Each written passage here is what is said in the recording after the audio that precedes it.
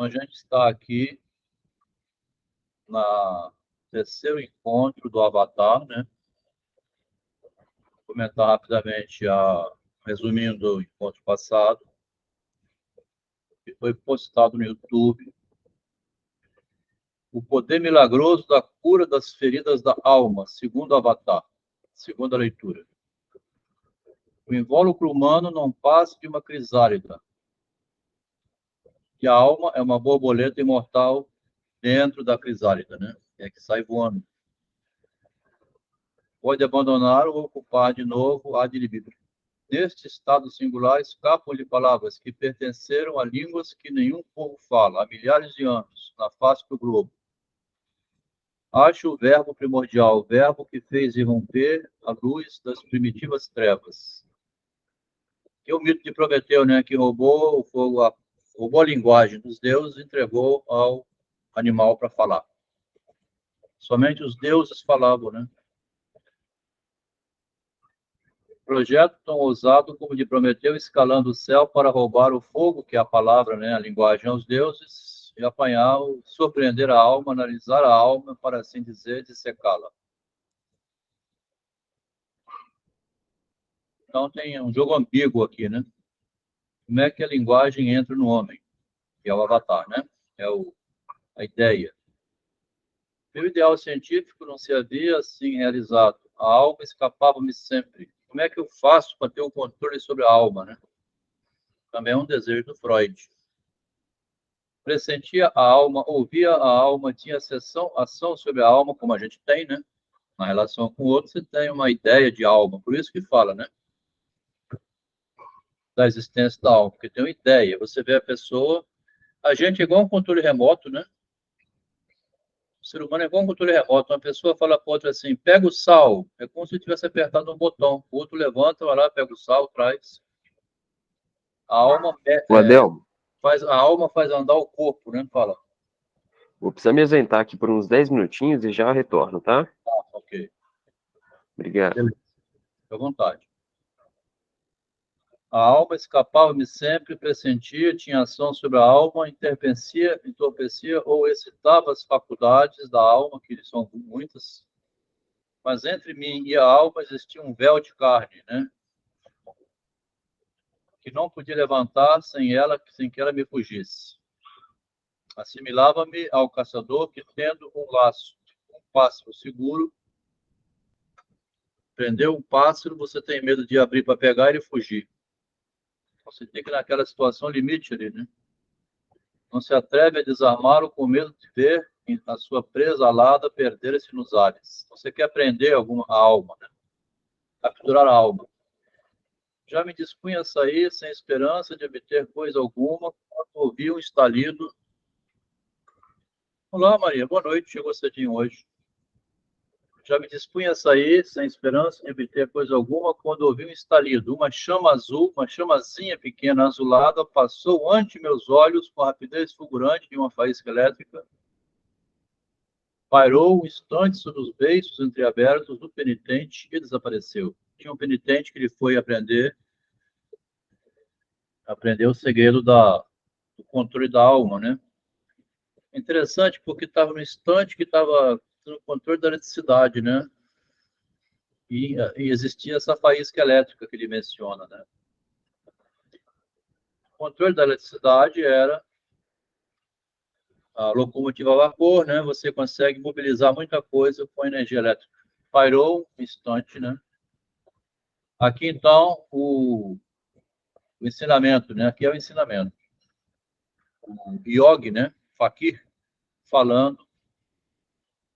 Pois bem, ele viu aqui a faísca embora, né? Aí ele fala, pois bem, estão satisfeitos os teus desejos. Viste uma alma. Cheguei a conseguir desligar a minha alma do meu corpo quando quero. Vai ter um ensaio de hipnose lá, né? Não sei se quem leu percebeu dessa maneira, porque o Freud começou pela hipnose, né? Quando o Freud começou a tratar, ele começou hipnotizando para acessar a alma, né?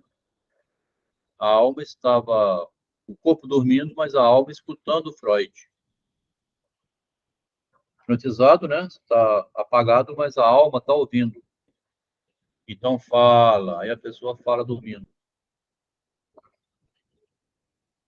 Cheguei a conseguir desligar a minha alma do meu corpo quando quero, sai e entra como uma abelha luminosa, só perceptível aos olhos dos adeptos, tanto jejuei, tanto rosei. Então, nós lemos isso aqui já, né?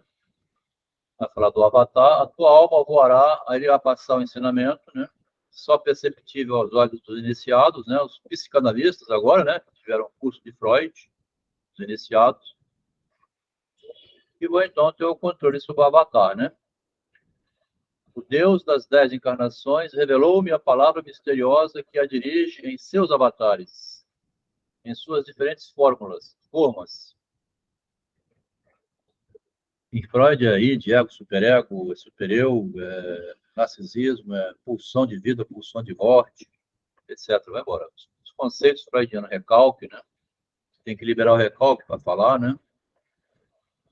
Esses conceitos que só os adeptos sabem para ter as diferentes formas ou fórmulas. Se depois de ter feito gestos consagrados, voodoo, eu pronunciar esta palavra, a tua alma voará a animar o homem ou o animal que eu lhe designar. Pego-te esse segredo. Tá? Então, tem a transmissão de um conhecimento, falou nos capítulos anteriores.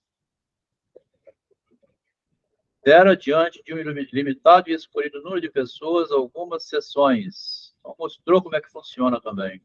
Então, disse o doutor, com acento de bonomia, de bondade, né? Ouviu, sem dúvida, falar dos meus passes mágicos e quer ter uma amostra da minha perícia. Quando visita lá o marido da Prascóvia, né? Vai visitar o médico. À custa de muita espionagem e ciladas, tenho algumas vezes surpreendido a alma.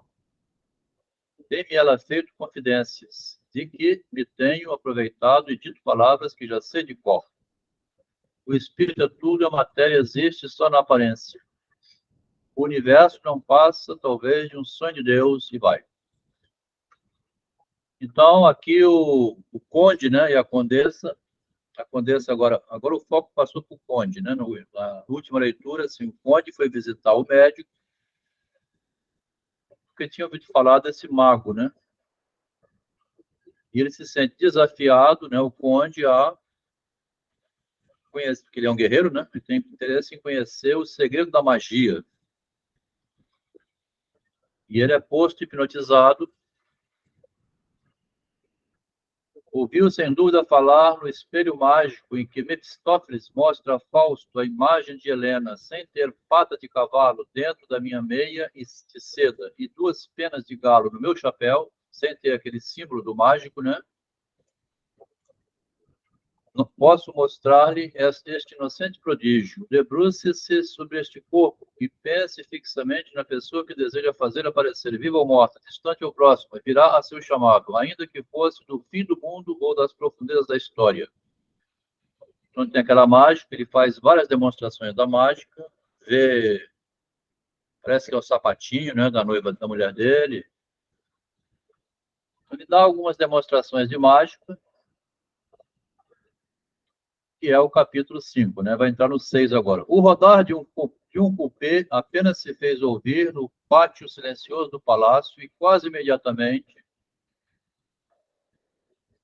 Otávio se apresentou ante o doutor, ficou estupefato quando Charbonneau mostrou-lhe o conde Olaf Labinsky. Então, o conde Olaf Labinsky tinha ido visitar o doutor e já estava desmaiado, né? Dormindo, como nós vimos na última vez.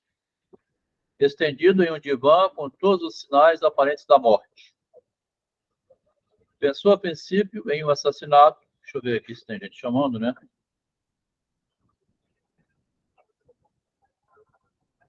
Beleza. As pessoas que ficaram de ver, deram e vão para frente. Talvez volte depois. Estendido no divã estava o corpo de Olaf Labinsky, né? Pensou a princípio em um assassinato e conservou-se alguns momentos mudo de horror, mas depois de um exame mais detido, viu que um respirar quase imperceptível imprimia ligeiro movimento no peito do moço adormecido.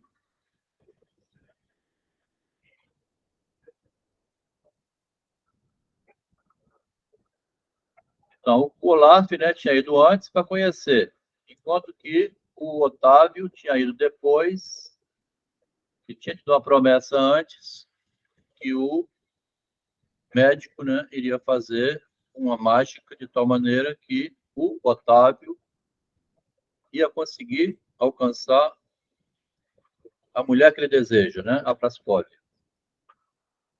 É nessa curiosidade que o Otávio chega e vê o marido, né, da Prascóvia. Aqui está, disse o doutor, o seu disfarce já está pronto, já pronto. É mais difícil de vestir do que um dominó alugado em casa de babinho. O meu, porém, quando subia no balcão de Verona, pouco se lhe dava do risco iminente de torcer o pescoço. Não tem um risco, né? Sabia que Julieta esperava lá em cima, tá? Então ele está alcançando a Prascóvia, né? Uma metáfora aqui, né? Em cima da câmara com as suas vestes de dormir. E a condessa Prascóvia Labinsky vale bem a filha de Capuletos. Tá vendo? Família da Julieta, né? Otávio, perturbado com a singularidade da situação, nada respondia, continuava a olhar para o conde, cuja cabeça, levemente inclinada para trás, descansava em uma almofada, fazendo-o assimilar-se a estas estátuas de cavaleiros, deitados nos túmulos dos claustros. Então vai entrar a Lúcia e a Márcia, né? Boa noite, Lúcia. Boa noite, Márcia. A Lúcia está vindo pela primeira vez, espero que tenha paciência, né? Se tiver tempo. Os outros demais colegas são todos antigos já. A gente vem lendo o conto, Lúcia, tem 5 capítulos, aqui é o 6º, né? É uma história do Avatar, em que, aos pouquinhos, você vai pegando assim que acompanhar. Vamos tentar ler aqui, né? Não vamos ler sempre literalmente. Isso aí. Lúcia Rossi, né? Lúcia Helena Rossi. Eu tenho uma irmã chamada Lúcia e tem o sobrenome Rossi. Inclusive, tem uma outra irmã minha chamada Helena, né? Creusdete Helena. É muita coincidência, os 3 nomes têm nas minhas irmãs, o sobrenome também. Então, aqui nós estamos na seguinte situação. O Olaf, o marido da Prascóvia, está em estado de hipnose.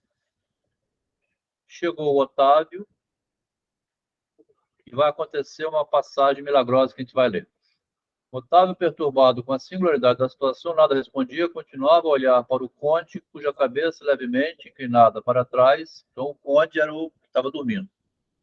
Descansava em uma almofada, fazendo-o assimilar-se a essas estátuas de cavaleiros deitados em cima dos túmulos dos claustros góticos, tendo a cabeça de pedra, sob a cabeça de pedra, uma almofada. Esta bela e nobre forma de homem que ele ia separar da alma, inspirava-lhe, malgrado seu, alguns remorsos.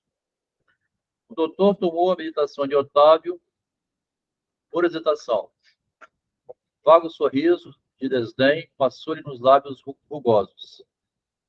Aí ele fica, então, na dúvida, né? E o doutor joga para cima dele. Se você não tiver decidido, posso despertar o conde que voltará como veio.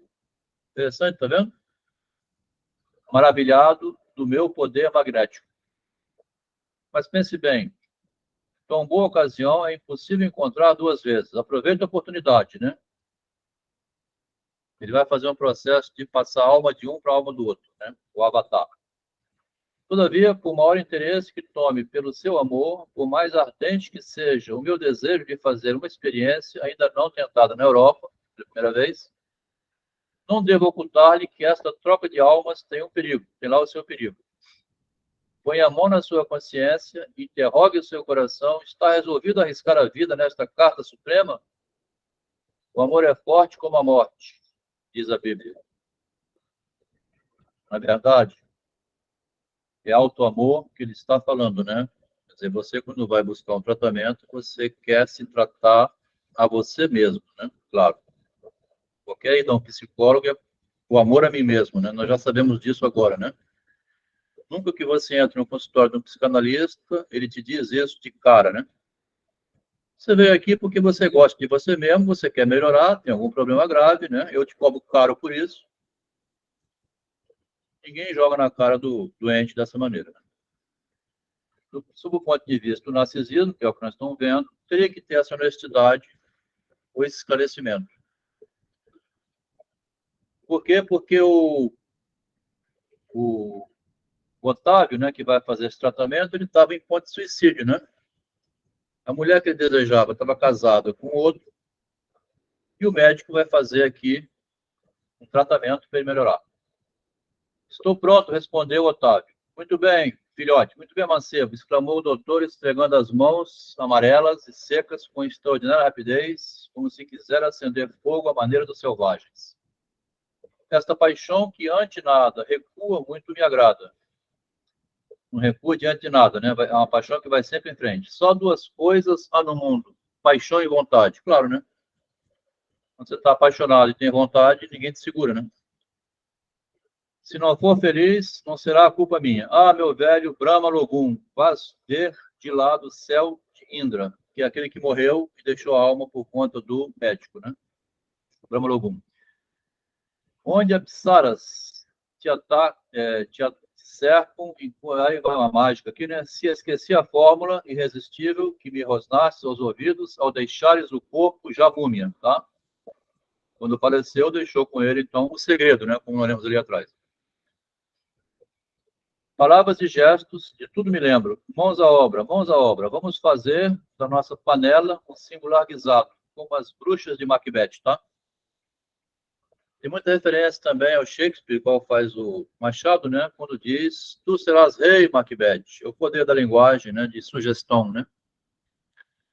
Mas sem a desprezível feitiçaria do norte. Sente-se defronte de mim nesta poltrona, ponha-se com toda a confiança à minha disposição. Bom, os olhos fitos nos meus, vai fazer uma hipnose aqui, tá?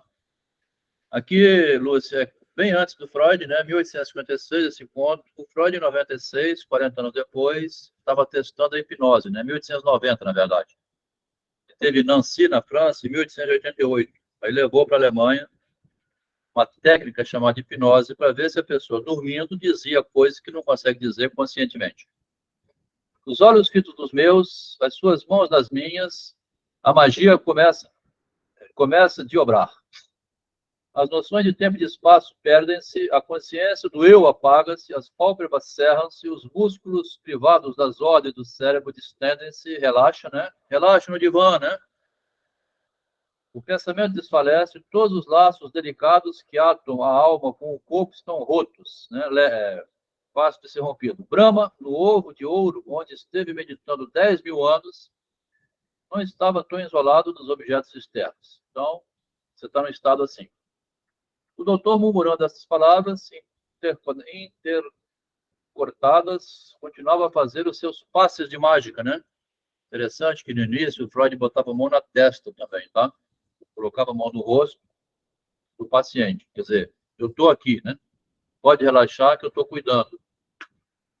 Passes de mágica, né? Das mãos estendidas jorravam raios luminosos que atravessavam a fronte ou o coração do paciente, em torno de quem formava-se pouco a pouco uma espécie de atmosfera visível, fosforescente como uma auréola. Tá? Nas cartas de Freud com Jung, nós lemos uma passagem que o Jung pretende ter deixado o Freud num estágio assim, tá? Onde tinha uma auréola assim, em volta do Jung. Aí o Freud depois escreve dizendo assim, engraçado, Jung, você foi embora, não sinto mais nada. Então, aqui, vamos ver o que é que está ainda aqui opondo resistência, né? Aí o Freud falando de resistência aqui, né? Como é que você ainda resiste ao tratamento? Disse depois de uma pausa, como se estivesse lendo através do crânio, né? Lendo a mente dele, né? O derradeiro esforço de personalidade prestes a aniquilar-se. Entregue-se, né? Aí vai buscar uma ideia que tenta escapar, quer ver? Que ideia desinquieta é esta? Que saída da circunvolução do cérebro procura subtrair-se a minha influência, ó, encastelando-se na mônada primitiva do ponto central da vida. Que é isso que está escapando ao meu controle? Vou agarrá-la e há de humilhar-se. Para vencer esta involuntária rebelião, o doutor carregou de novo ainda mais poderosamente a bateria magnética do seu olhar e foi apanhar o pensamento rebelde entre a base do cerebelo e a inserção na medula espinhal. No santuário mais recôndito, mais oculto, né? No tabernáculo mais misterioso da alma. Seu triunfo estava completo. Aqui, Lúcio, nós estamos olhando na carta de Freud com Jung, se você quiser ver domingo, é o instante exato em que o Honegger se suicida, depois que o Jung vai fazer isso com ele. Igual está aqui, tá? Domingo, a gente leu domingo passado, quando o Jung, apavorado, mandou uma carta para o Freud assim, Freud, o Honegger acabou de suicidar-se. E você entrar na alma do outro, na intimidade demais, e tentar ficar arrumando a casa do outro, né?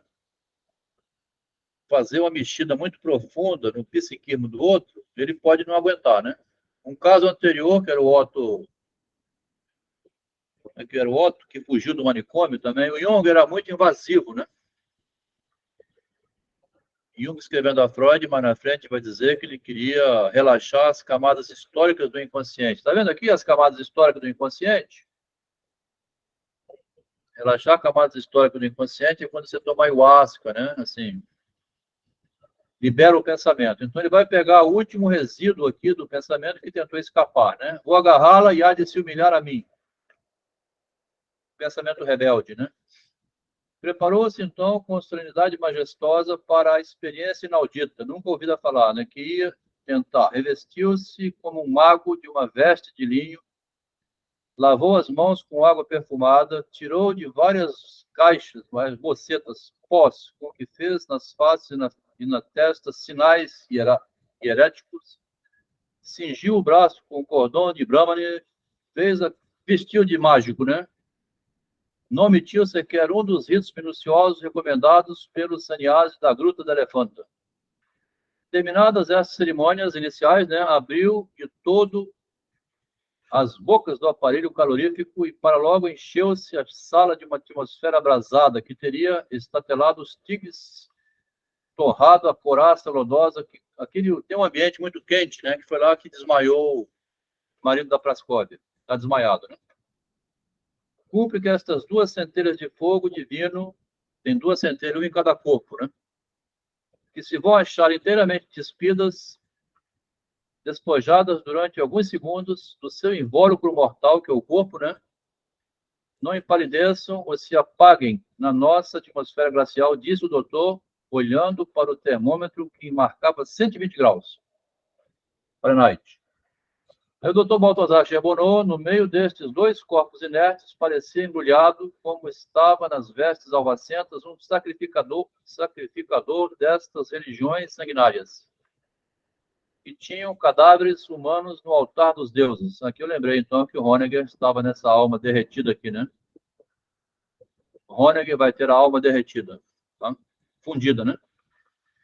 Fazia recordar esse sacerdote de Vitsupurutsi, no feroz ídolo mexicano, de que fala Henrique Heine, em suas duas baladas, mas eram, por certo, mais pacíficas nas suas intenções. Aqui, nossa leitura acompanhada do Machado de Assis vai dizer o seguinte. Agora, olhando do ponto de vista do autor, tá? Olhando do ponto de vista do autor, como ele citou Shakespeare, citou aqui o Heine, né? Cita um monte de voodoo, assim, todos os homens que transmitem os conhecimentos, que é a alma do saber, através de livros. Machado era também de opinião que os escritores deixavam a alma no livro, tá? Vou ter errado aqui, deixavam, né? Deixaram a alma no livro. A alma de Machado de Assis está na obra dele, né? A alma do Freud, a gente lê e absorve esse conhecimento através da leitura, tá? A alma de Heine, a alma de Shakespeare, a alma de Romeu e Julieta, a alma de todo mundo aqui passa através dos livros que você vai lendo. Tem uma manha hipnótica aí, tá? Importante porque se você acreditar demais, né? Que tenha saber no livro, e não somente essa transmissão de conhecimento, você fica achando que a sua alma está no livro mesmo, né? tem um discurso identitário, então, que você hoje recebe um diagnóstico. Hoje eu repassei para alguns colegas aqui um rapaz que se diz autista, mas ele tem uma inteligência enorme. Metáfora, metonímia, é melhor que eu no discurso, convencimento. Convenceram ele que ele é autista e você não tira da cabeça mais, tá? Falar que não é, ele é um desrespeito. E gostou tanto do diagnóstico que ele fica em casa o dia inteiro digitando, estudando, não tem mais responsabilidade nenhuma com a vida, porque ele é autista, né? Deve ser bom você aposentar, assim, aos 20 anos com, né? Perde a responsabilidade com a vida, eu sou autista agora, tá? Eu não posso dirigir, é perigoso. Então, tem toda uma questão que transmite culturalmente, através agora desse diagnóstico, que é uma loucura completa, né? Em que você também fica hipnotizado por um saber adquirido e pensa que eu vou para frente. Então, tem essa transmissão de alma, mas ao mesmo tempo tem um poder mágico por trás, né? Aproximou-se do conde Olaf Labinsky, que é o marido da Praskovia, né? Labinsky, que se conservava imóvel e pronunciou a inefável sílaba, tá? Inefável sílaba, que foi rapidamente repetir sobre o Otávio, profundamente adormecido. Não tinha a palavra mágica, né? O rosto ordinariamente ridículo de Charbonneau tomara neste momento uma singular majestade. A grandeza do poder de que dispunha enobrecia-lhe os traços desordenados. E se alguém o visse cumprindo estes ritos misteriosos com gravidade sacerdotal, não reconheceria nele o doutor Hofmânico. Está vendo Hoffmann aqui? O doutor Hofmânico, então, me ensinou, através dos livros, a escrever isso. E despertava desafiando-o o lápis da caricatura. O avatar se transmite por meio dos textos, está vendo? Doutor Hofmânico? Que observação minha, né? Passaram-se, então, coisas bem singulares. Otávio de Savelli e o conde Labinsky pareceram simultaneamente agitados por uma convulsão de agonia. As feições decompuseram-se-lhe, uma tênue espuma subiu-lhe aos lábios, a palidez da morte descorou-lhes as faces. No entretanto, dois pequenos clarões azulados e trêmulos cintilaram incertos acima de suas cabeças. Há um gesto fulgurante do doutor, que lhes parecia traçar no ar as suas órbitas. Os dois pontos fosforescentes puseram-se em movimento e, deixando após si um traço de luz, tomaram nova morada. A alma de Otávio ocupou o corpo do conde Labinsky e a alma do conde e o corpo de Otávio, vice-versa. O Avatar se havia cumprido, tá? O filme Avatar é assim também, né? Você viu o filme Avatar, Márcia? Está acompanhando, Márcia? Você viu o Avatar, o filme? Eu estou acompanhando, sim, mas não vi o filme, não. Ah, não? A maneira da população da Terra se salvar é indo para a cabeça lá de outros seres alienígenas. É um negócio mais ou menos parecido com esse, mas bem moderninho, né? Um avatar é um escape, né? Para não morrer.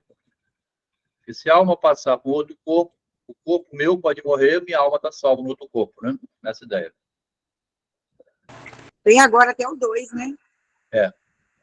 Um ligeiro rubor das faces indicava que a vida acabava de entrar nestas argilas humanas, né? O corpo, então, é um barro humano, deve ser bom ter uma definição, como é que é? Deve ser bom ter uma definição de si, mas também perde a graça, né? Bom é aceitar ser um ser inacabado, onde pode ir acrescentando algo novo todos os dias. Metamorfose ambulante. Isso aí. Parece um pouco isso que o Geoffrey Gaultier viu, porque ele vai tentar melhorar a vida do Otávio, né? Então, a vida acabava de entrar nessas argilas humanas, né? A vida de um passou para a vida do corpo do outro, que durante alguns segundos se tinham conservado sem alma. As duas argilas perderam a alma enquanto migravam, né? De um corpo para o outro. Sem alma, e de que o anjo negro se houvera apoderado sem a grande influência de que dispunha o doutor. A morte, né? A alegria do triunfo fazia chamejar as pupilas azuis de Charbonneau, o médico, né, que dizia, andando largos passos pela câmara. Queria ver os médicos de nome, né? Médico de nomeada, né? Os médicos de nome fazer outro tanto, eles que se orgulham de conceber, de consertar bem ou mal o relógio humano quando se desarranja, tá? Eram maneiras, né, que o escritor inventava para dizer o acerto da alma com o corpo, né? Mens sana in corpore são, né? Acertar o relógio da alma humana, né? A alma fica em consonância com o corpo. Hipócrates, Galeno, Paracelso, aí cita vários médicos aqui, né? O mais humilde faquir indiano, todo mundo acocorado na escadaria de um pagode, sabe 1000 vezes mais que vós todos. Que importa o cadáver quando se governa o espírito, né? Essas frases maravilhosas que o Geoffrey Gautier conseguia escrever, né? Ao terminar seu período, Baltazar Charbonneau deu 1000 pulos de contentamento e dançou como dançaram as montanhas lá naquele do rei Salomão. Quase esborrachou o nariz, por isso que prendeu um pé nas dobras do seu vestido de Brahmani, pequeno acidente que o fez tornar a si e lhe restituir a calma acostumada. Aqui é uma palhaçada que o escritor escreve, né? Ele também perdeu o controle de si para acordar, né? Despertemos os nossos domiocos, disse Charbonneau, depois de ter limpado as riscas de pó coloridas com que tinha retalhado o rosto e despido a veste de Brahmani. Pondo-se diante do corpo do conde Labinsky, habitado pela alma de Otávio, fez os passes necessários para tirá-lo do estado de sonambulismo, sacudindo. Aqui o Freud também acordava o paciente depois da hipnose, né? Do sonambulismo. Estava sonâmbulo, né? Ao cabo de alguns minutos, Otávio Labinsky, da hora em diante, agora então ele mudou, tá? Em vez de ser Otávio, que era Saville, né? Ele vai botar Otávio, a alma de Otávio no corpo de Labinsky. A alma de Otávio está no corpo do conde, né?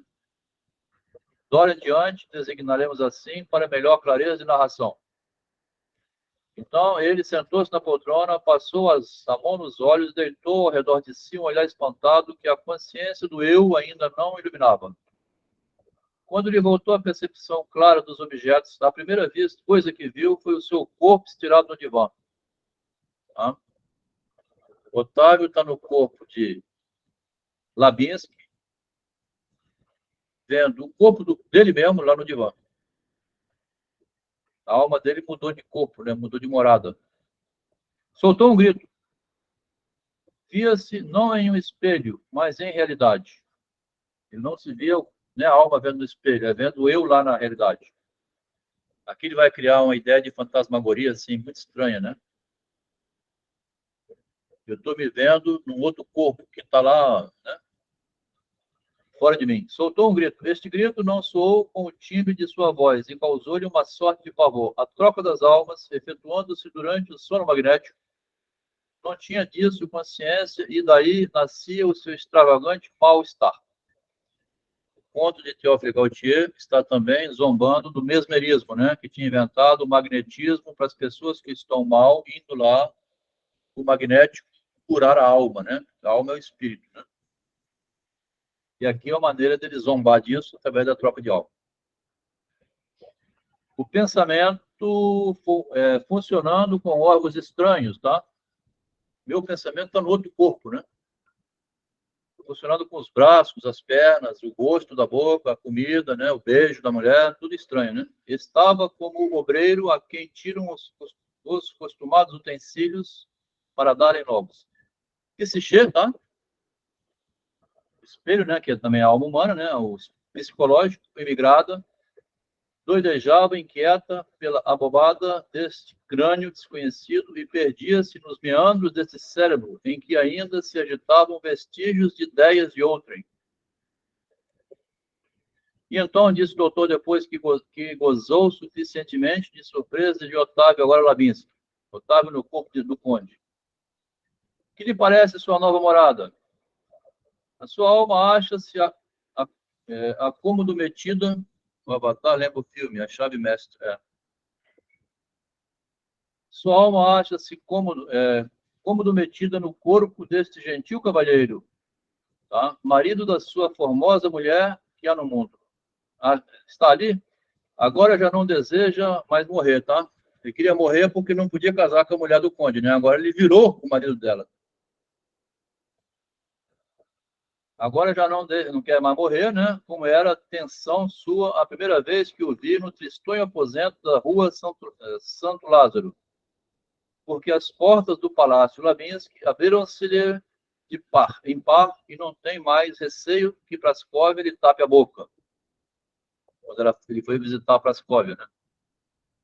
Como se na vila Salviete, quando o senhor lhe quis falar de amor. Está, pois, vendo que o velho Baltazar Chebonot, com a sua cara de macaco, que só dele depende trocar por outra, possui ainda na sua panela de feitiços muitos bons remédios. Interessante, porque você vai no psicanalista assim como se ele fosse um mágico também, né? Psicólogo. Você vai lá, assim, achando que vai melhorar, né? Vai melhorar a sua alma, né? Não vai trocar de corpo, vai trocar a alma um pouco, né? Melhorar um pouquinho a alma. Doutor, respondeu Otávio Labinsky, vejo que dispõe do poder de um deus, ou, quando menos, de um demônio. Porque ele está no corpo do marido, né? Agora ele vai lá. Aqui ele vai para a casa do conde, né? Vai para os aposentos íntimos da esposa do outro. Não tenha medo, nisto nada há de diabólico. Não corre risco sua salvação.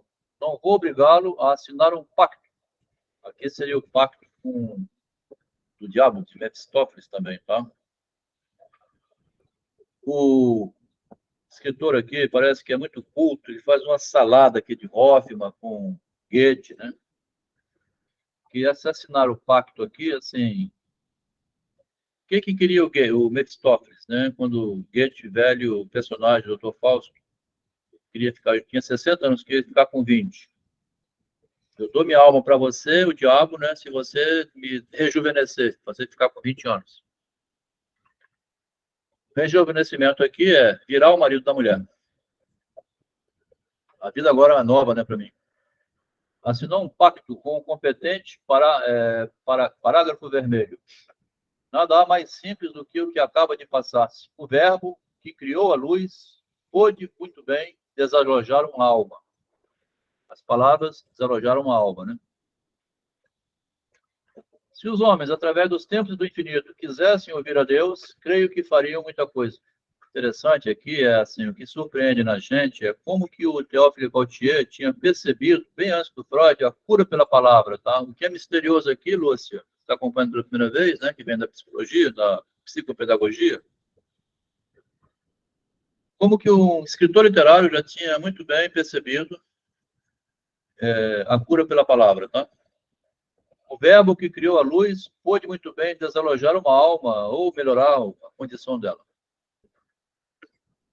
Qual será a medida do meu reconhecimento e gratidão por tão inapreciável serviço? Nada me deve, interessou-me e para um velho lascar como eu, bronzeado por todos os sóis, embotado por todos os acontecimentos, interessou-me uma emoção, é coisa rara. Revelou-me o amor em toda a sua extensão. E sabe que nós, outros, os pensadores, está vendo isso aqui? Filosofia? Amoroso saber? Revelou-me o amor em toda a sua extensão e sabe que nós, outros, os pensadores, que somos um tanto alquimistas, um tanto magos, um tanto filósofos, mais ou menos procuramos o absoluto.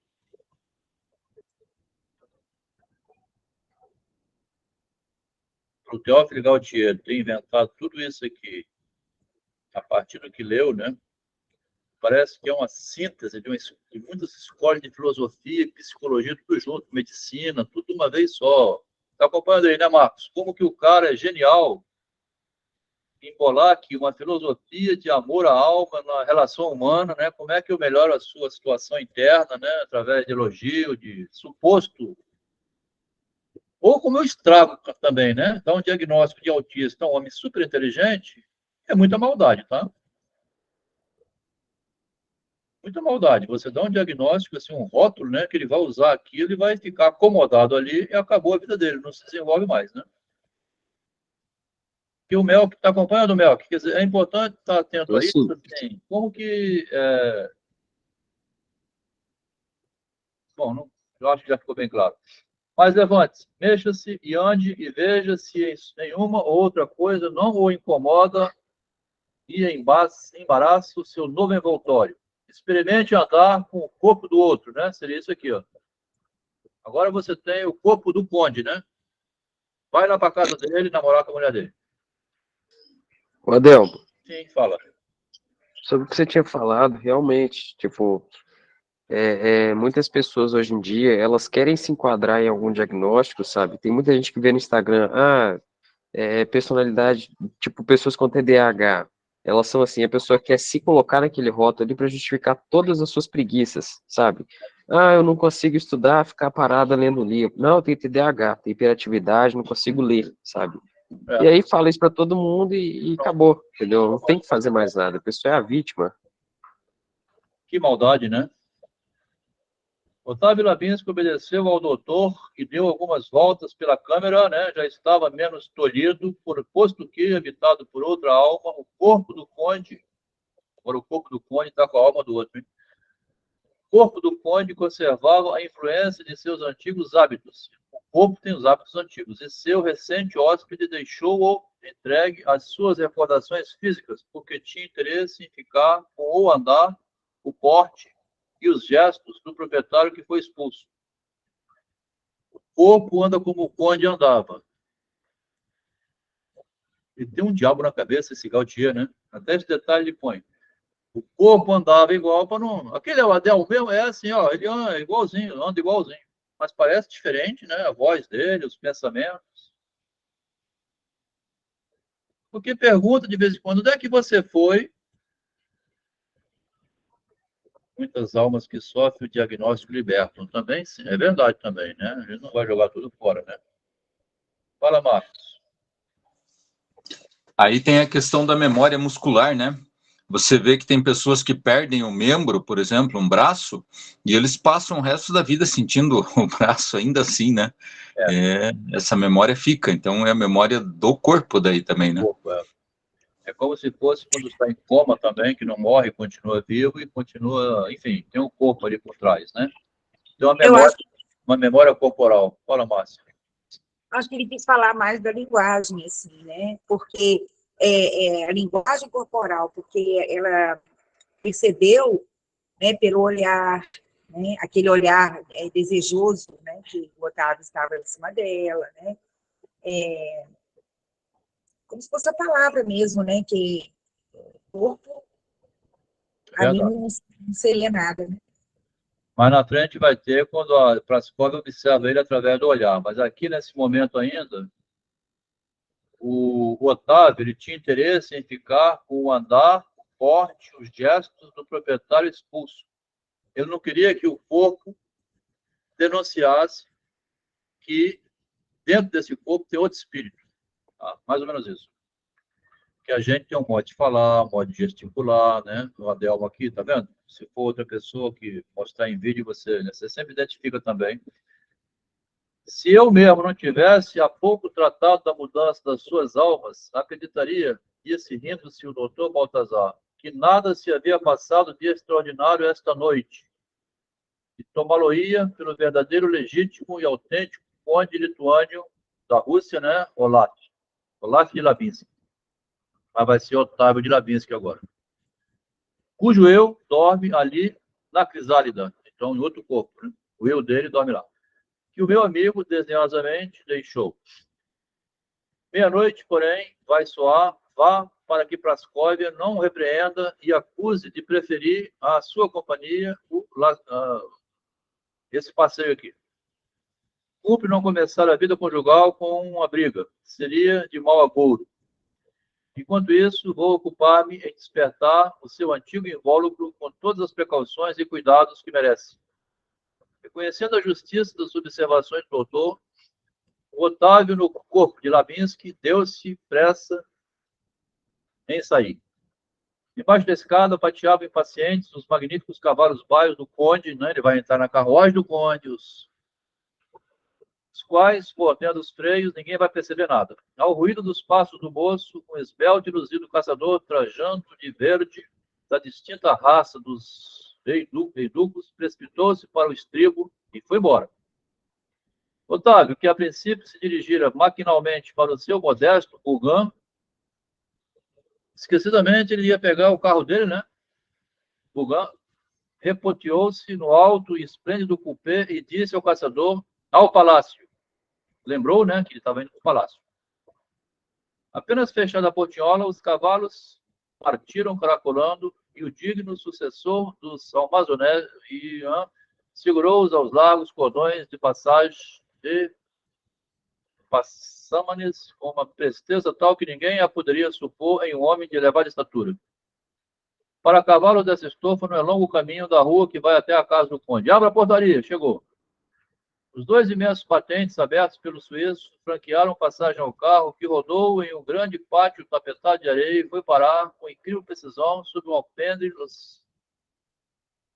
listrado de branco e cor-de-rosa. Pátio do Otávio agora Otávio no corpo de Lavinsky reconheceu detalhadamente, graças a essa rapidez de vistas que em certas ocasiões solenes alma adquire, era vasto, cercado de edifícios, né, talvez simétricos, alumiado, tá vendo? Está dentro do o triste namorado em metamorfose, com o pé no limiar, viu-se obrigado a parar alguns segundos e pôr a mão sobre o coração para conter-lhe a pulsação. Está entrando nos aposentos da senhora, né? Tinha, é verdade, o corpo do conde Olaf Lavinsky, né?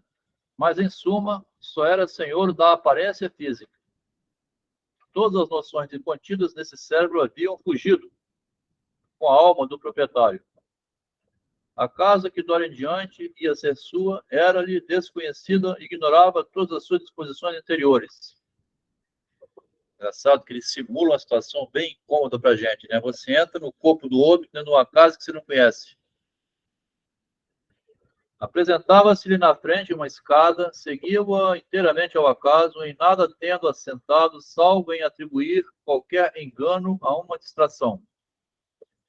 Os degraus de pedra polida brilhavam de luzidos e faziam ressaltar o encarnado vivo de larga tira de finíssima lã, retida pelas pequenas réguas de cobre dourado, e vai embora. Uma imensa lâmpada amplamente rasgada, ele vai citar o ambiente todinho, né? Porque ele vai andando assim num ambiente que ele não conhece nada, né? Está conduzindo um corpo que nem é dele, nem o corpo, né? A casa também não.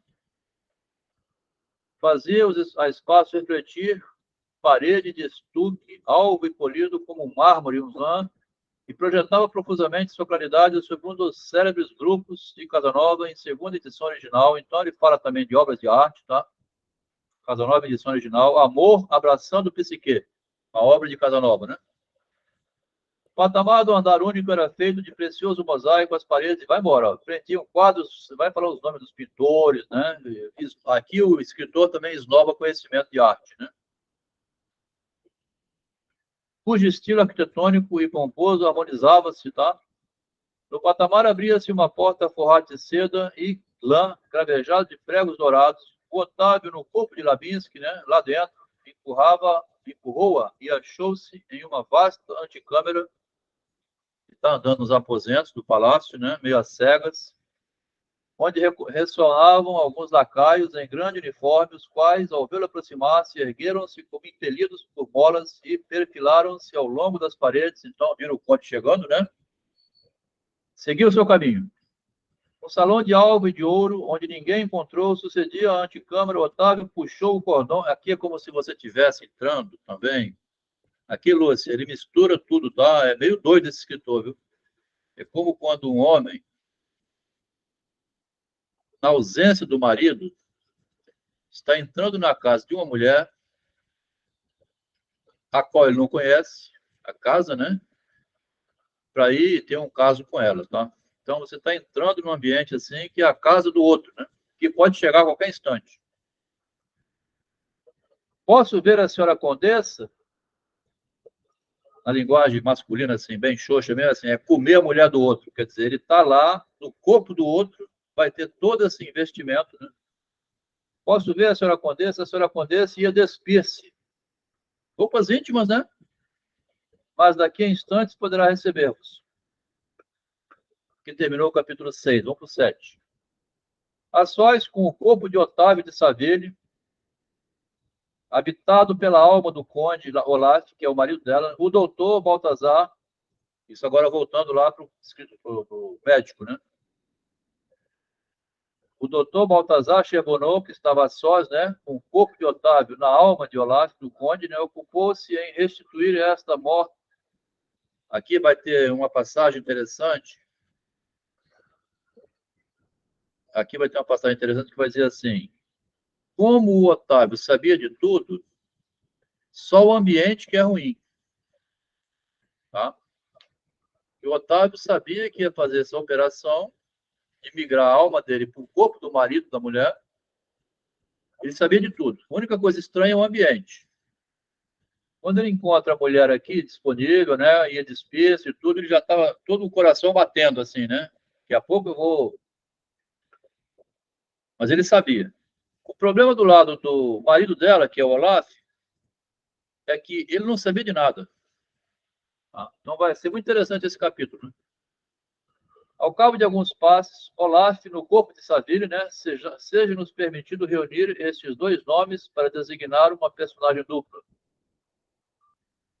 Né? Olaf saiu como um fantasma do limbo, do profundo sono, ou antes, o homem deitou lá, né?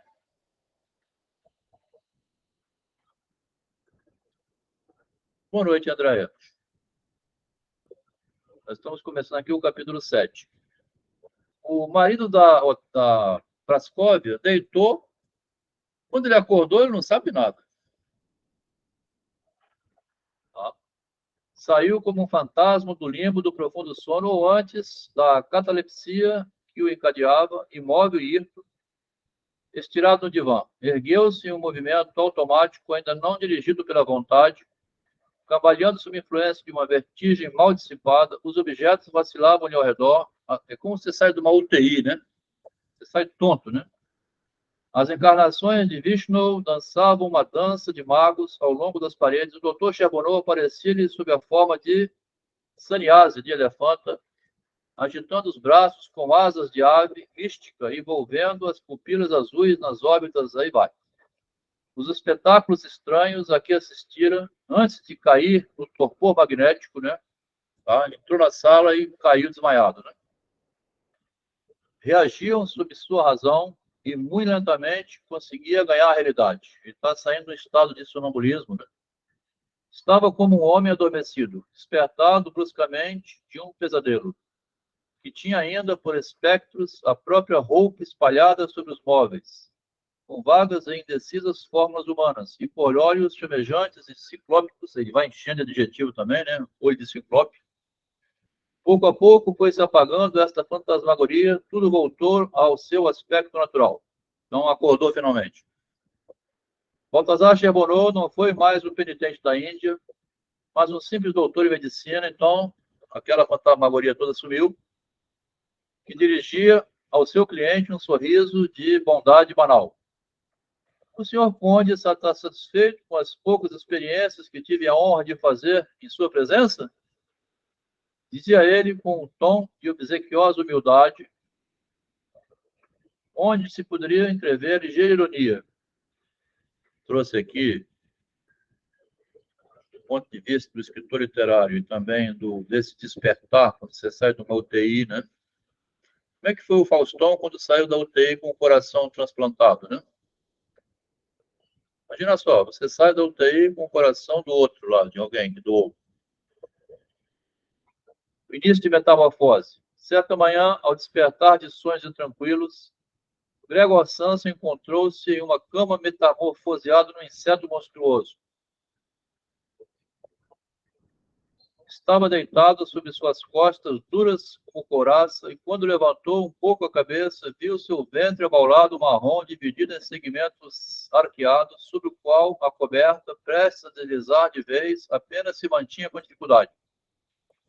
Suas muitas pernas, é um inseto, né? Lamentável, era um besouro, né? Lamentavelmente finas em comparação com o volume do resto do corpo, vibravam desamparadas. Sob esse despertar, você desperta de manhã com tudo estranho,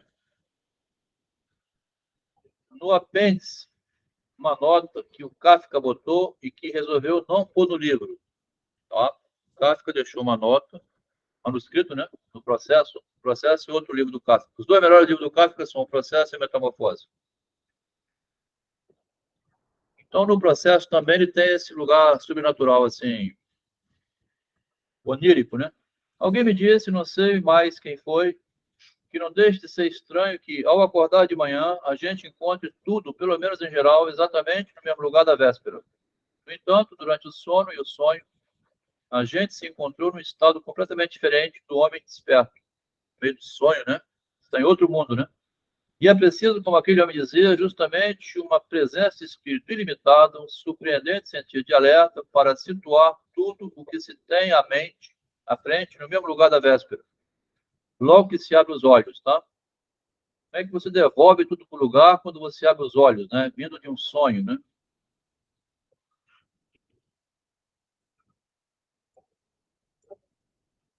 Assim ele explicava, o momento do despertar é o mais arriscado do dia, tá? O momento do despertar, diz ele aqui, juntamente com a metamorfose, tá? É o mais arriscado do dia. E que depois de superado esse momento, sem que nada tivesse mudado de lugar, não havia mais do que se preocupar pelo resto do dia. Conseguir acordar, né? Conseguir voltar à realidade, tá? É isso que está falando o Gautier também, quando o conde, né, que perdeu a esposa para outro, tá? A gente diria que assim, o conde perdeu a esposa para outro sujeito, né? Ele acorda assim, perdi minha mulher.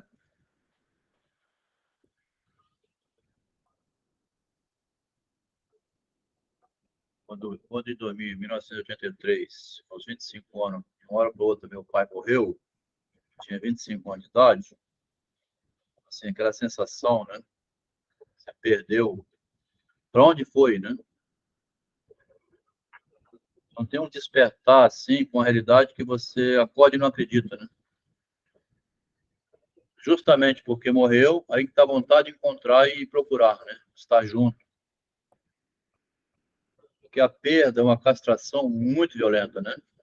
Freud é bom nisso aí, quer dizer, quando você tem uma perda assim, significativa, muito dinheiro, perde um braço, sei lá, você perde muito, né? Atrevo-me a esperar que não lamentará demasiadamente ter perdido a sua noite, irá convenientemente convencido de que tudo o que dizem do magnetismo não é fábula e charlatanismo, mas como afirma a ciência artificial. Então, isso aqui que é a chave, né? Ele queria provar em contrário, né? Que na verdade é um charlatanismo, né?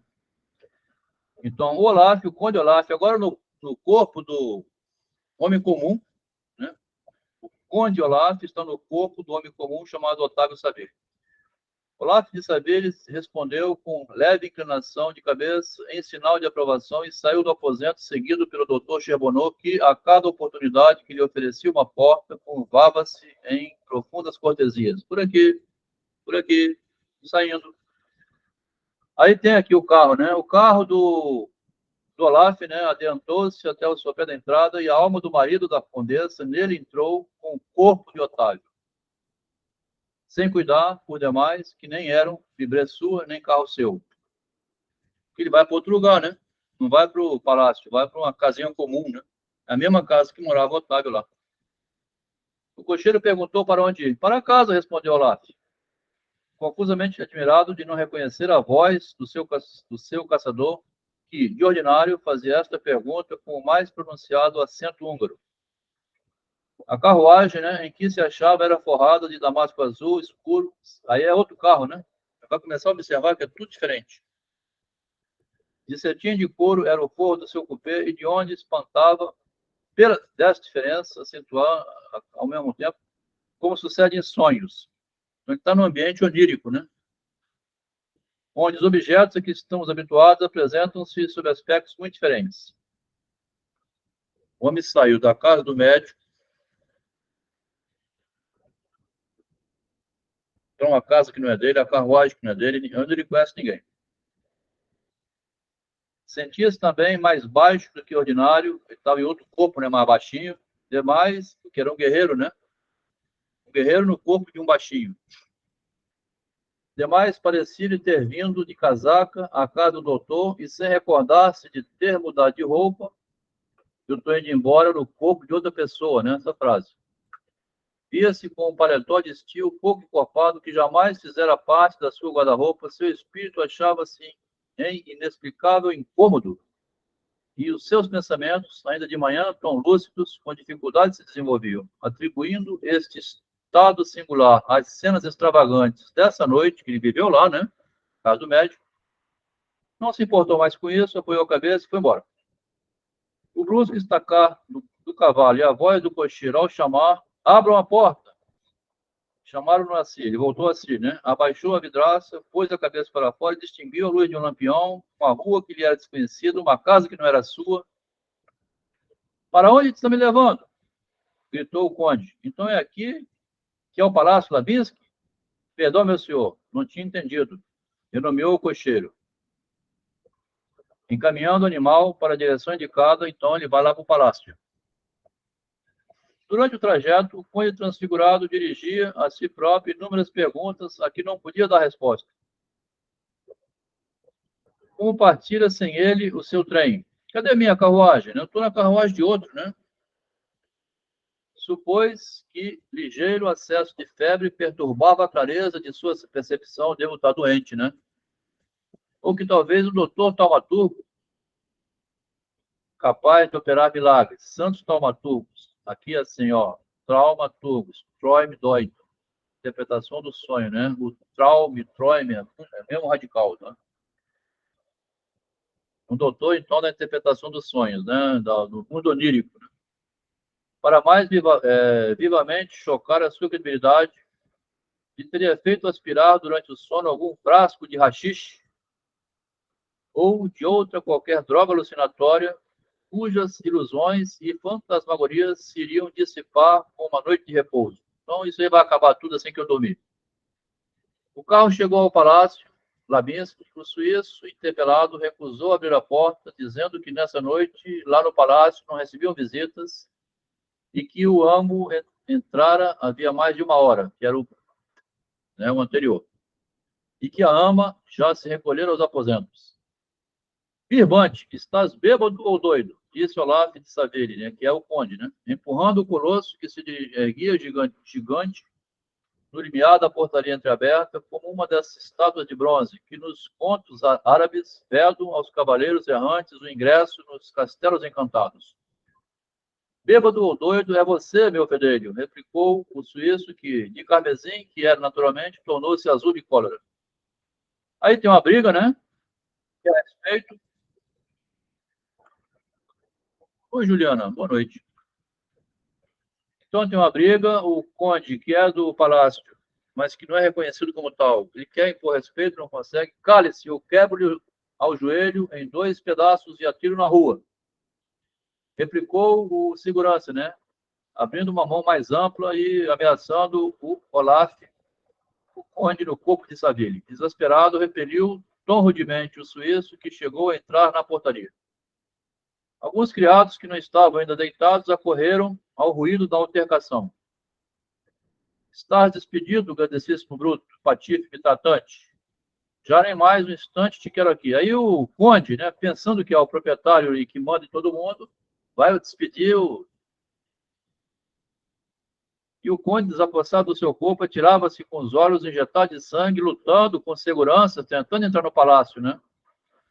Aqui, Márcia, não sei se você lembra aquele conto, Identidade do Machado de Assis, em que, enjoado de ser rei, ele troca de identidade com o mendigo e sai do palácio. E sai do palácio. Quando ele vai voltar, não consegue entrar mais. Machado fez uma variação aqui do Avatar, num conto chamado Identidade. Muito interessante. Me lembro desse conto, sim. Hein? Eu me lembro desse conto, sim. A gente leu esse conto, né? Identidade. Então, quando o conde volta para o palácio, não deixa ele entrar, ele quer brigar com todo mundo, não reconhece ele. Mas como? Deve-se Aí o segurança diz, né? Esse cara bebeu vinho, né? Tem que ter respeito ao vinho e que famoso não deve ser o que o pôs tão ébrio. Tá bêbado, né? Como é que esse bêbado quer entrar aqui no palácio dizendo que é o conde, gente? O que aconteceu com esse homem? Bebeu vinho aonde? Por isso não quero dar-lhe pancada e contento-me em pô-lo delicadamente no olho da rua, onde a ronda, né? A polícia o apanhará. Eu botei assim, o conto de identidade do Machado de Assis, tá? Parece que ele repetiu a história aqui adaptou, né? Se continuar a dar escândalo, a polícia vai te levar. Uma partidazinha de xadrez, né? Ficando preso no xadrez, vai deixar você com as ideias mais lúcidas. Corja de infames, gritou, né? O conde, voltando-se para os criados. Assim deixe de insultar por esses canalhas, o vosso amo. A este nome a criadagem desandou em coro numa imensa vaia, né? Todo mundo vai gargalhada, né? Homérica. Queria passar pelo conde Labinski. Suor glacial inundou a fonte que o Olavo não sabia de nada, né? Que ele tinha trocado, né? Uma ideia aguda e penetrante atravessou-lhe o cérebro como uma lâmina de aço e sentiu transpassar até a medula dos ossos. Esmarra, que é isso é mítico, tá? Teria posto o joelho sobre o peito ou possuía ele a vida real? É uma encarnação de Esmarra, então a razão naufragara ali no oceano sem fundo do magnetismo ou era ludibrio de alguma maquinação diabólica? O que aconteceu? Também é assim, tá? A gente estava lembrando aqui, a Juliana chegou, né? Mexer demais com a mente do outro, não é qualquer um que tem esse direito, não, né? Nós estamos lendo lá no Freud com Jung, o momento em que justamente estão no instante agora em que o Jung mandou uma carta para o Freud dizendo que o Honegger suicidou-se, né? Esse conde aqui, depois de um tratamento para melhorar, né? Ele acabou ficando com a vida toda virada. Teriam trocado o corpo como a roupa e o carro. Ele não está por dentro disso aqui ainda, né? Ele não sabe que houve a transmigração para ele. Para ficar bem certo de não ser o conde Labinski, disse um dos mais insolentes do bando, olhe para ali, veja-o, que agora desce a escada, atraído pelo ruído da sua algazarra. Então vem o que seria o conde, né? A troca que aconteceu, vem lá ver o que é. Preso às mãos do suíço, voltou os olhos para o fundo do pátio e viu, sob o alpendre do patamar da escadaria, um moço de porte elegante. Ele viu o outro, que era ele, né? De rosto oval, olhos negros, nariz aquilino, bigode fino, que outro não era mais do que ele próprio, ou o seu espectro moldado pelo demônio, com semelhança tal que era capaz de iludir. E cria uma situação, essa aí, né? Eu vejo o Adelmo lá fora, né? Tá? Eu vejo o Adelmo lá fora, né? Você vê você mesmo lá no outro. O suíço largou as mãos, que conservava presas nas suas, né? E deu aquela parada assim. Os criados dispuseram-se respeitosos ao longo das paredes, de olhos baixos, braços caídos, em absoluta imobilidade, como hipóglans ao aproximar-se o Padisha. Prestavam ao fantasma as honrarias que recusaram ao verdadeiro conde. Tá vendo? Do ponto de vista do conde, né? Eles estão prestando honrarias a um fantasma. Então, que era o marido de Prascóvia. O marido de Prascóvia, posto que intrépido, como um eslavo, que era, sentiu-se apoderado de indizível terror ao aproximar-se esse Menecmo, que, mais formidável que no teatro, descia a vida positiva e tornava-se desconhecível o seu irmão gêmeo. Aqui vai ter uma lenda da família, ó. Uma antiga lenda da família veio-lhe à mente e aumentou ainda o seu terror, que era qual? Toda vez que um Labinski devia morrer, era divertido da aparição de um fantasma absolutamente igual a si. Então seria uma premonição, né? Uma lenda antiga que dizia: se eu estou vendo o meu fantasma é porque é hora da minha morte. Olha lá o Adelmo. Então, estou vendo o meu corpo. Estou me separando dele, né? Morrendo. Entre as nações do norte, ver sua segunda encarnação, ainda mesmo em sonho, passou por presságio fatal. E o intrépido guerreiro do Cáucaso, que era o conde, né, ao aspecto desta visão exterior do seu eu, vendo o seu eu lá fora, ficou trânsito de invejável horror supersticioso. Está vendo a superstição? Ele que meteria um braço na boca de um canhão, prestes a dar fogo, recuou diante de si mesmo, né? Viu a si mesmo, então, vendo a morte. Otávio, no corpo de Labinsky, adiantou-se para a sua antiga forma em que se debatia, se indignava e rugia de cólera e terror a alma de Conde e disse com um tom de polidez altivo e glacial: Senhor, é bom que deixe de baralhar-se com seus criados. O senhor Conde Labinsky, se lhe quereis falar, recebe sempre no meio-dia às 2 horas. A notícia que ele recebe, então, é que o eu dele, que é o próprio Conde, que é ele mesmo, vai recebê-lo. Olha a confusão, né? A senhora Condessa recebe às quintas as pessoas que tiveram a honra de lhe serem apresentadas. Então, o mundo está virado de cabeça para baixo aqui no ponto. Pronunciada lentamente esta frase, com o valor próprio de cada sílaba, o falso conde retirou-se com um passo vagaroso e sobre ele fecharam-se as portas. Levaram para o carro, foi levado, né? Desacordado. Quando tornou a si, estava deitado em um leito que não tinha a forma do seu, em uma câmara quarto, né? Onde não tinha a menor ideia de ter entrado em dias de sua vida. Perto de si estava um criado desconhecido que erguia-lhe a cabeça e fazia-lhe aspirar ar fresco de éter. Está melhor, meu amo? Perguntou João ao conde, tomando ele como se fosse Otávio. E o João era o empregado do Otávio, né? Lá naquele aposento que o Otávio estava muito doente, psicologicamente mal. Né?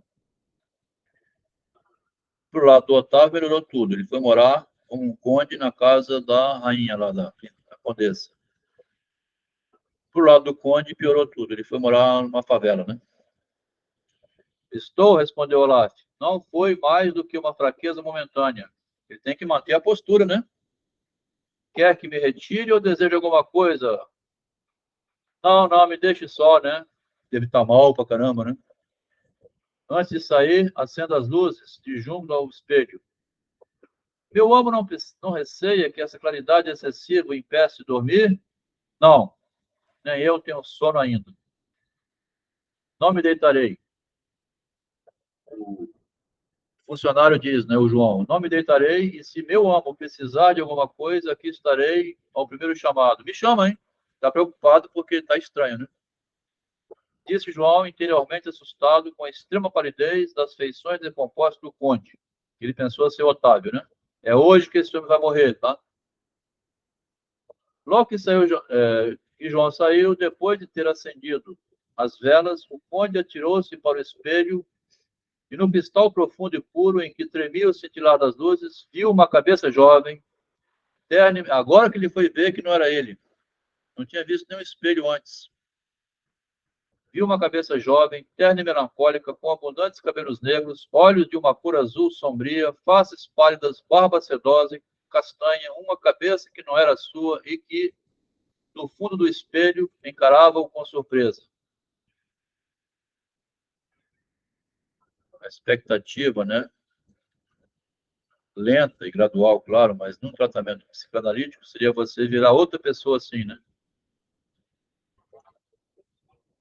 Quis crer a princípio que algum engraçado metia a cabeça na moldura incrustada de cobre e conchas do espelho de Veneza. Correu por trás do espelho. Será que tem alguém atrás do espelho? Passou a mão por trás do espelho, sentiu apenas as tábuas que o forravam. Não havia ninguém atrás.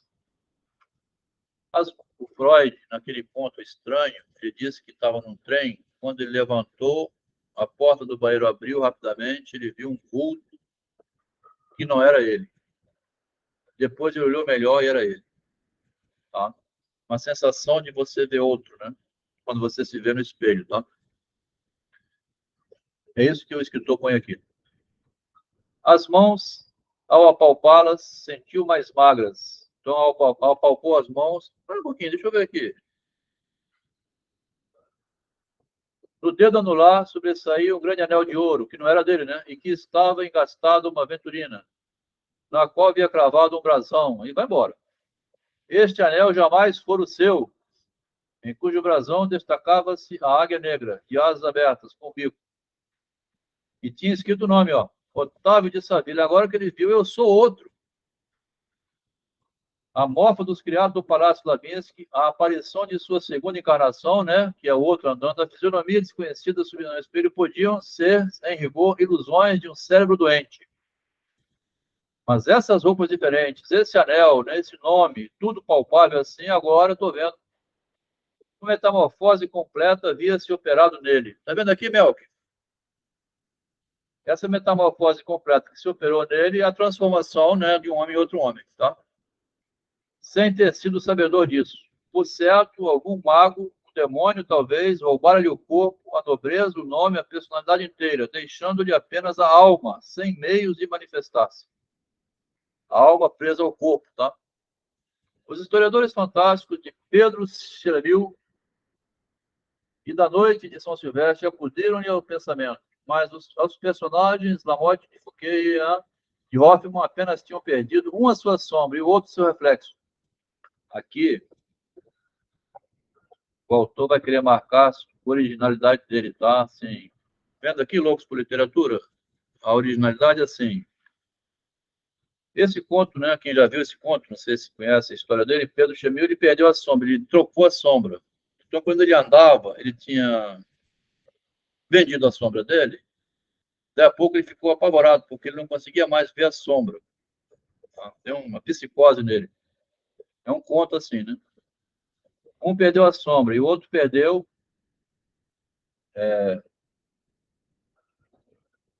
o reflexo, né? Olhava no espelho e não tinha nada. Tem um conto também assim. Bom, tem um filme que mostra isso.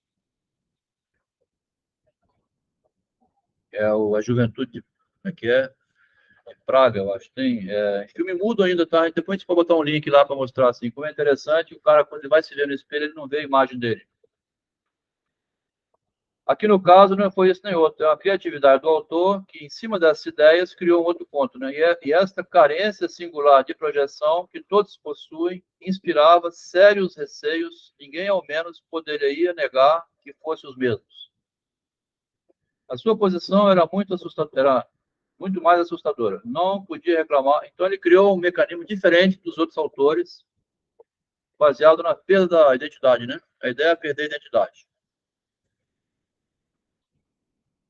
Com o corpo em que se achava preso. Passaria aos olhos de todos por um imprudente impostor ou, quando menos, por um doido.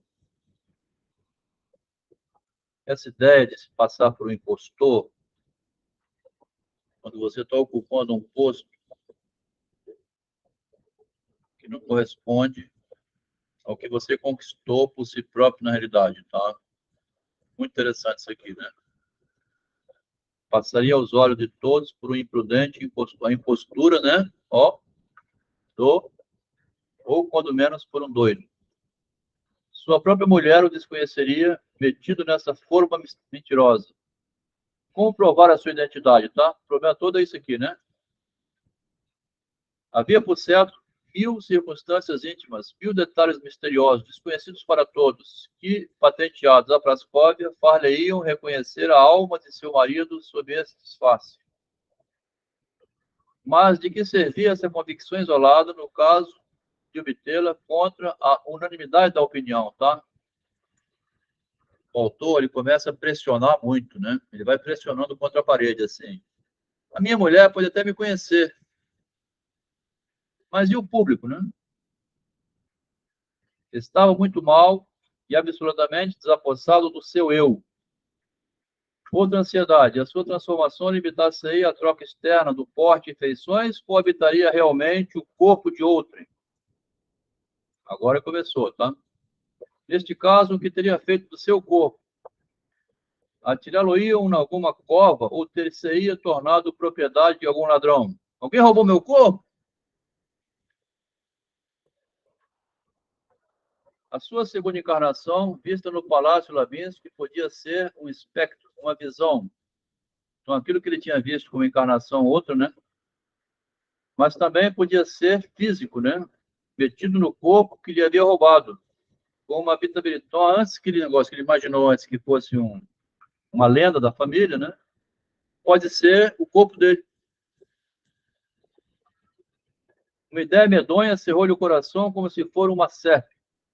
Talvez agora, esse falso conde Labinsky, feito à minha semelhança pelas mãos do diabo, esse vampiro que hoje mora no meu palácio, tá? Impressionante isso aqui, viu? Você está sentindo-se, né? Excluído do seu palácio, tá? A quem meus criados obedecem até contra mim.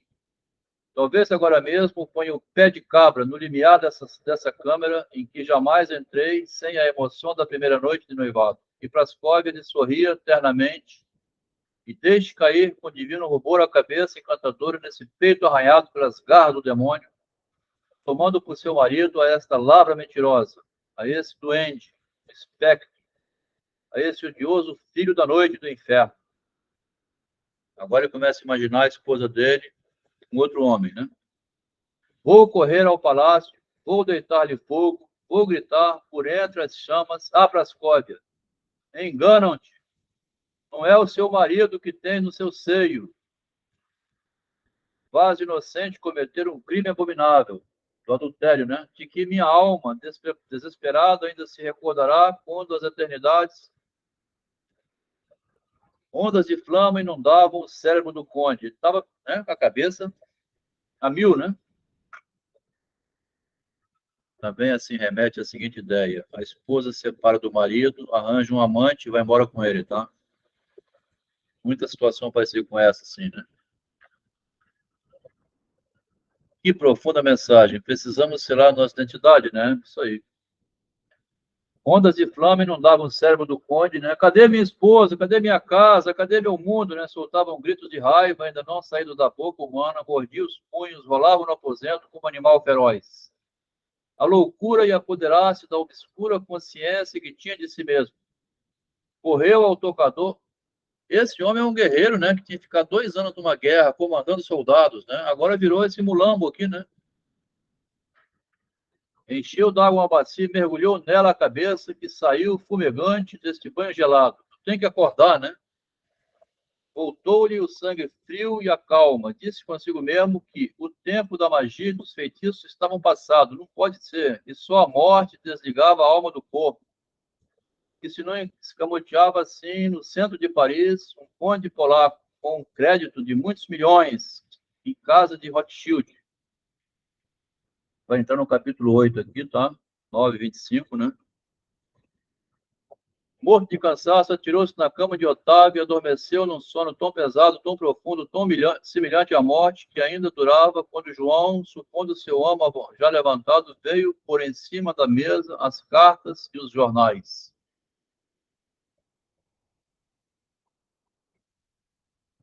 Essa pesquisa que nós estamos fazendo, né, que agora entra aqui pelo... que é barata gigante, né? Tá, assistindo lá atrás. Os comentários aqui hoje. Essa pesquisa que nós estamos fazendo, que agora fomos do Freud com o Machado, chegamos aqui no Théophile Gautier, que interessou muito essa ideia, que tem um prenúncio aqui de tratamento psicológico, né? Ou de horror psicológico misturado. E que tem uma mudança, que você perde a sua identidade. Tá? É comum acontecer demais. Hoje, hoje um colega pediu aqui se uma pessoa não podia atender para ele um paciente aqui. Eu estou colocando assim agora, eu não atendo o paciente mais, o próprio paciente se atende a si próprio, tá? O próprio paciente atende a si mesmo, ele vem estudar aqui junto, né, como é que é a loucura humana, para ele ver que ele não está sozinho nesse mundo de louco, tá? Eu tenho preferido esse caminho, ficar atendendo o paciente para ter uma cumplicidade com alguém que quer uma orientação, isso eu já suspendi há muito tempo. Quiser entrar no grupo de estudo para ver como é que é a tragédia humana, através do escritor literário, você vai ver como é que o seu self está perdido no mundo querendo se encontrar, e doido que alguém dê algum diagnóstico, diga quem você é, porque ele não consegue se achar na realidade. Então, a gente tem convidado para ver se alcança esse modo de compreender, que aí você se responsabiliza completamente. Tá?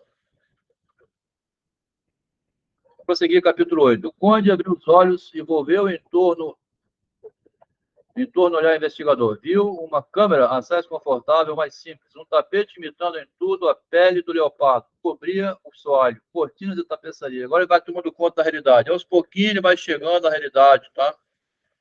E só tem uma alma num corpo diferente, um mundo diferente, perdeu tudo. O conde, né, só tem o pensamento, né? Um relógio fabricado de uma peça inteiriça de mármore negro com mostrador de platina, tendo por si uma estátua de prata oxidada da Diana, né? Vai ter aqui.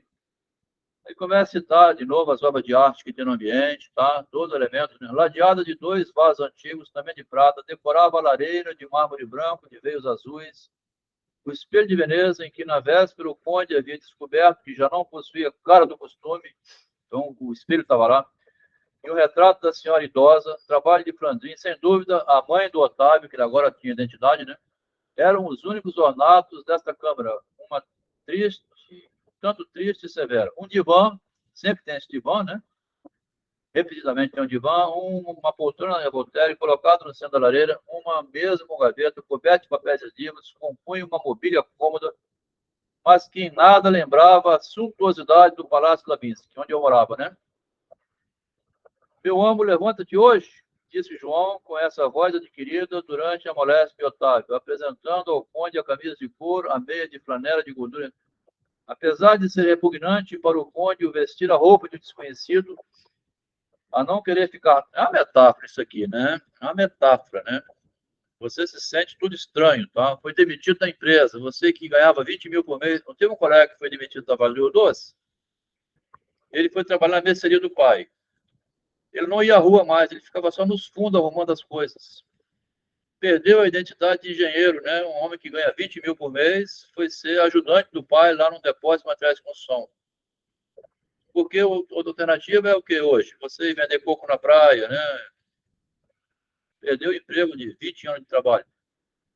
Então, você perde uma certa identidade funcional, social, você tem um título, né? É uma metáfora de uma perda de uma titularidade, né? Apesar de ser repugnante para o conde vestir a roupa de um desconhecido, a não querer ficar nu, cumpria-lhe aceitar o que lhe dava João após... Tá? Cumpria-lhe aceitar o que lhe dava João. É o que sobrou, né? Sobrou isso. E pôs os pés na sedosa e negra pele de urso que lhe servia de tapete junto à cama. Em pouco estava vestido e João, não parecendo ler dúvidas sobre a identidade do pseudo-Otávio, de saber que ajudava a vestir, disse: a que horas quer eu amo o almoço? A hora do costume. Aqui ele começou a entrar no jogo, ó. Tá? Ele começou a entrar no jogo agora, né? O almoço eu vou querer na hora de costume. No fim de não criar problema, nem obstáculo nenhum, não ficar apanhando, né? Eu tenho que me acomodar com o que sobrou, tá? Intencionava dar para recobrar sua identidade. Resolvera aceitar aparentemente sua incompreensível transformação, viu? Amanheceu um besouro, né? O Mel que tá aí, ele saiu. Estava lendo a Metamorfose, onde amanhece virado um besouro, né? Aceitou, agora eu sou um besouro, tá? João saiu e Olaf, né, no corpo de Savilha, o conde Olaf, no corpo do Otávio de Savilha, abriu as 2 cartas que lhe tinham trazido os jornais, esperando achar nelas algum indício e informação. Está procurando a identidade dele agora, né? Quem sou eu? A primeira encerrava queixas amistosas e lastimava boas relações de camaradagem, interrompidas sem motivos. Um nome que para ele desconhecido a assinava. A segunda carta era do correspondente de Otávio e instava para que fosse receber rendas vencidas. Então ele começou a ler as correspondências. Quem sou eu? Ora, parece-me, disse o conde, que o Otávio de Savilha, cujo corpo ocupo bem contra a minha vontade, parece que esse Otávio existe mesmo, né? Esse homem, cujo corpo eu ocupo contra a minha vontade, ele existe. Não é um ente fantasmático. Não é um personagem. Tem casa, tem amigos, correspondente, renda a guardar, tudo, enfim, que constitui o estado civil de um homem. Entretanto, parece muito bem que sou eu o conde. Apesar de eu ser o outro, continuo sendo o conde, né? Um olhar lançado ao espelho convenceu-o de que esta opinião dificilmente seria partilhada por alguém, que era, então, mestre Vidal, que outro também. Prosseguindo na revista domiciliar, então, vai revistar, tá? Prosseguindo na revista domicílio, né? Abriu as gavetas da mesa e uma encontrou títulos de propriedade, 2 notas de 1.000 francos, 50, do que, sem escrúpulo, lançou mão para as despesas de campanha em que ia entrar. Ele entrar na despesa de campanha de recuperar a identidade, né? Ele começa a se apropriar do ambiente para ele recuperar a identidade dele. Em outra carteira de couro da Rússia fechada, João entrou anunciando que chegou um amigo, quer te ver. Bom dia, Otávio, disse o visitante. Galhardo, rapaz, de porte e maneiras cordiais e amáveis. Que diabo fazes? Que fim levaste? Está vivo ou morto? Ninguém te vê. Se te escreve, não respondes. Tenho queixo de ti, eu mesmo. Então, o Otávio, né? Estava desaparecido porque não era o Otávio. Não se deve deixar morrer de melancolia um camarada de colégio. Vim te visitar, no fundo deste aposento, lúgubre, com a cela de Carlos V no mosteiro de São Justo. Cismaste que estavas doente, aborreceste com alguma coisa, né? Venho te levar para a gente sair, à vontade ou à força. Vamos sair, vamos sair. Desta tirada sério cômica, sacudia vigorosamente a inglesa a mão do conde. Balançando a mão, né? Cumprimentando. Vamos? Não, respondeu o marido de Kraskov. Não era Otávio, não era outro. Voltando a desempenhar o seu papel, sofro hoje mais do que nunca. Não me sinto com a menor disposição, só vos iria entristecer. Está, com efeito, muito pálido e com ares de fatigado. Então ele pega e vai embora, larga o amigo lá. Essa visita aumentou a tristeza do conde. João tomava-o pelo amo. Alfredo fosse seu amigo. Faltava-lhe uma última aprovação. Aí vai chegar a mãe agora, né? A mãe também não identifica. A porta abriu-se, uma senhora com o cabelo entretecido de fio de prata, uma senhora então cabelo branco, né? E muito parecida com o retrato que estava lá atrás, que era da mãe, disse: Como está, meu filhinho Otávio? João disse-me ontem que entraste muito tarde, em estado de fraqueza assustadora. Poupa-te, meu filho. Aqui é o filho deprimido, demitido, perdeu o casamento, ou perdeu o emprego, e a mãe tentando, né, dar um suporte a ele. Poupa-te disso, meu filho. Sabes quanto te amo, apesar do desgosto que tenho com esta tua inexplicável tristeza. Se anima, Adel. A vida não acabou, rapaz. Vá em frente, cujo segredo nunca me quiseste confiar. O que aconteceu? Não receio, minha mãe. Ele finge que é filho, ó. Tá? Ele finge que aceitou a condição de filho, né? Não receio, minha mãe. Isto nada tem de grave. Respondeu o conde. Estou hoje muito melhor. A senhora de Savilha, consolada, não podendo fazer nada, levantou-se e saiu na intenção de não molestar o seu filho, que sabia não gostar de ser muito tempo perturbado no seu isolamento. Trágico, né? Eis definitivamente, então reconhece, né? Agora sou de fato ele, até minha mãe, né? Eis, exclamou o conde, apenas a respeitável senhora saiu. Sua mãe reconhece-me e não adivinha uma alma estranha sob a epiderme do filho. Quer ver que interessante aqui? Parece uma coisa do outro mundo, né? Tem um rapaz que conversa comigo, assim, um estudante ainda, está passando por um momento difícil, né? Eu vou tentando, não atendo como psicólogo, porcaria nenhuma, mas assim, vou deixando ele mesmo trazer o inferno, né? E eu não vou nunca direcionar mais nada. Boa noite. Estarei livre, trocou a 4 pela 5ª aqui. Hoje eu tenho prova. Camarada, você já viu como nunca temos ninguém quando mais precisamos? Tá? Olha aí. Tá? Naquele momento que você mais precisa, não tem um analista, tá vendo? O analista vai ser na quinta-feira, às 14h. A sessão que eu vou pagar ainda, né? Se você não souber conviver com essa desgraça chamada, né, condição humana, você já viu como nunca temos ninguém quando mais precisamos? De fato, só há um sujeito embaixo da minha pele. Muito parecido aqui com o Conde, né?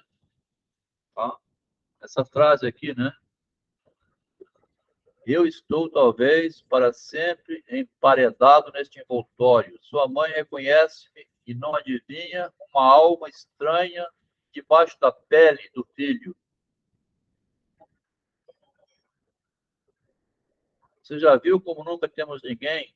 De fato, só há um sujeito embaixo da minha pele. Essa é a maior verdade. Debaixo da sua pele tem um sujeito escondido.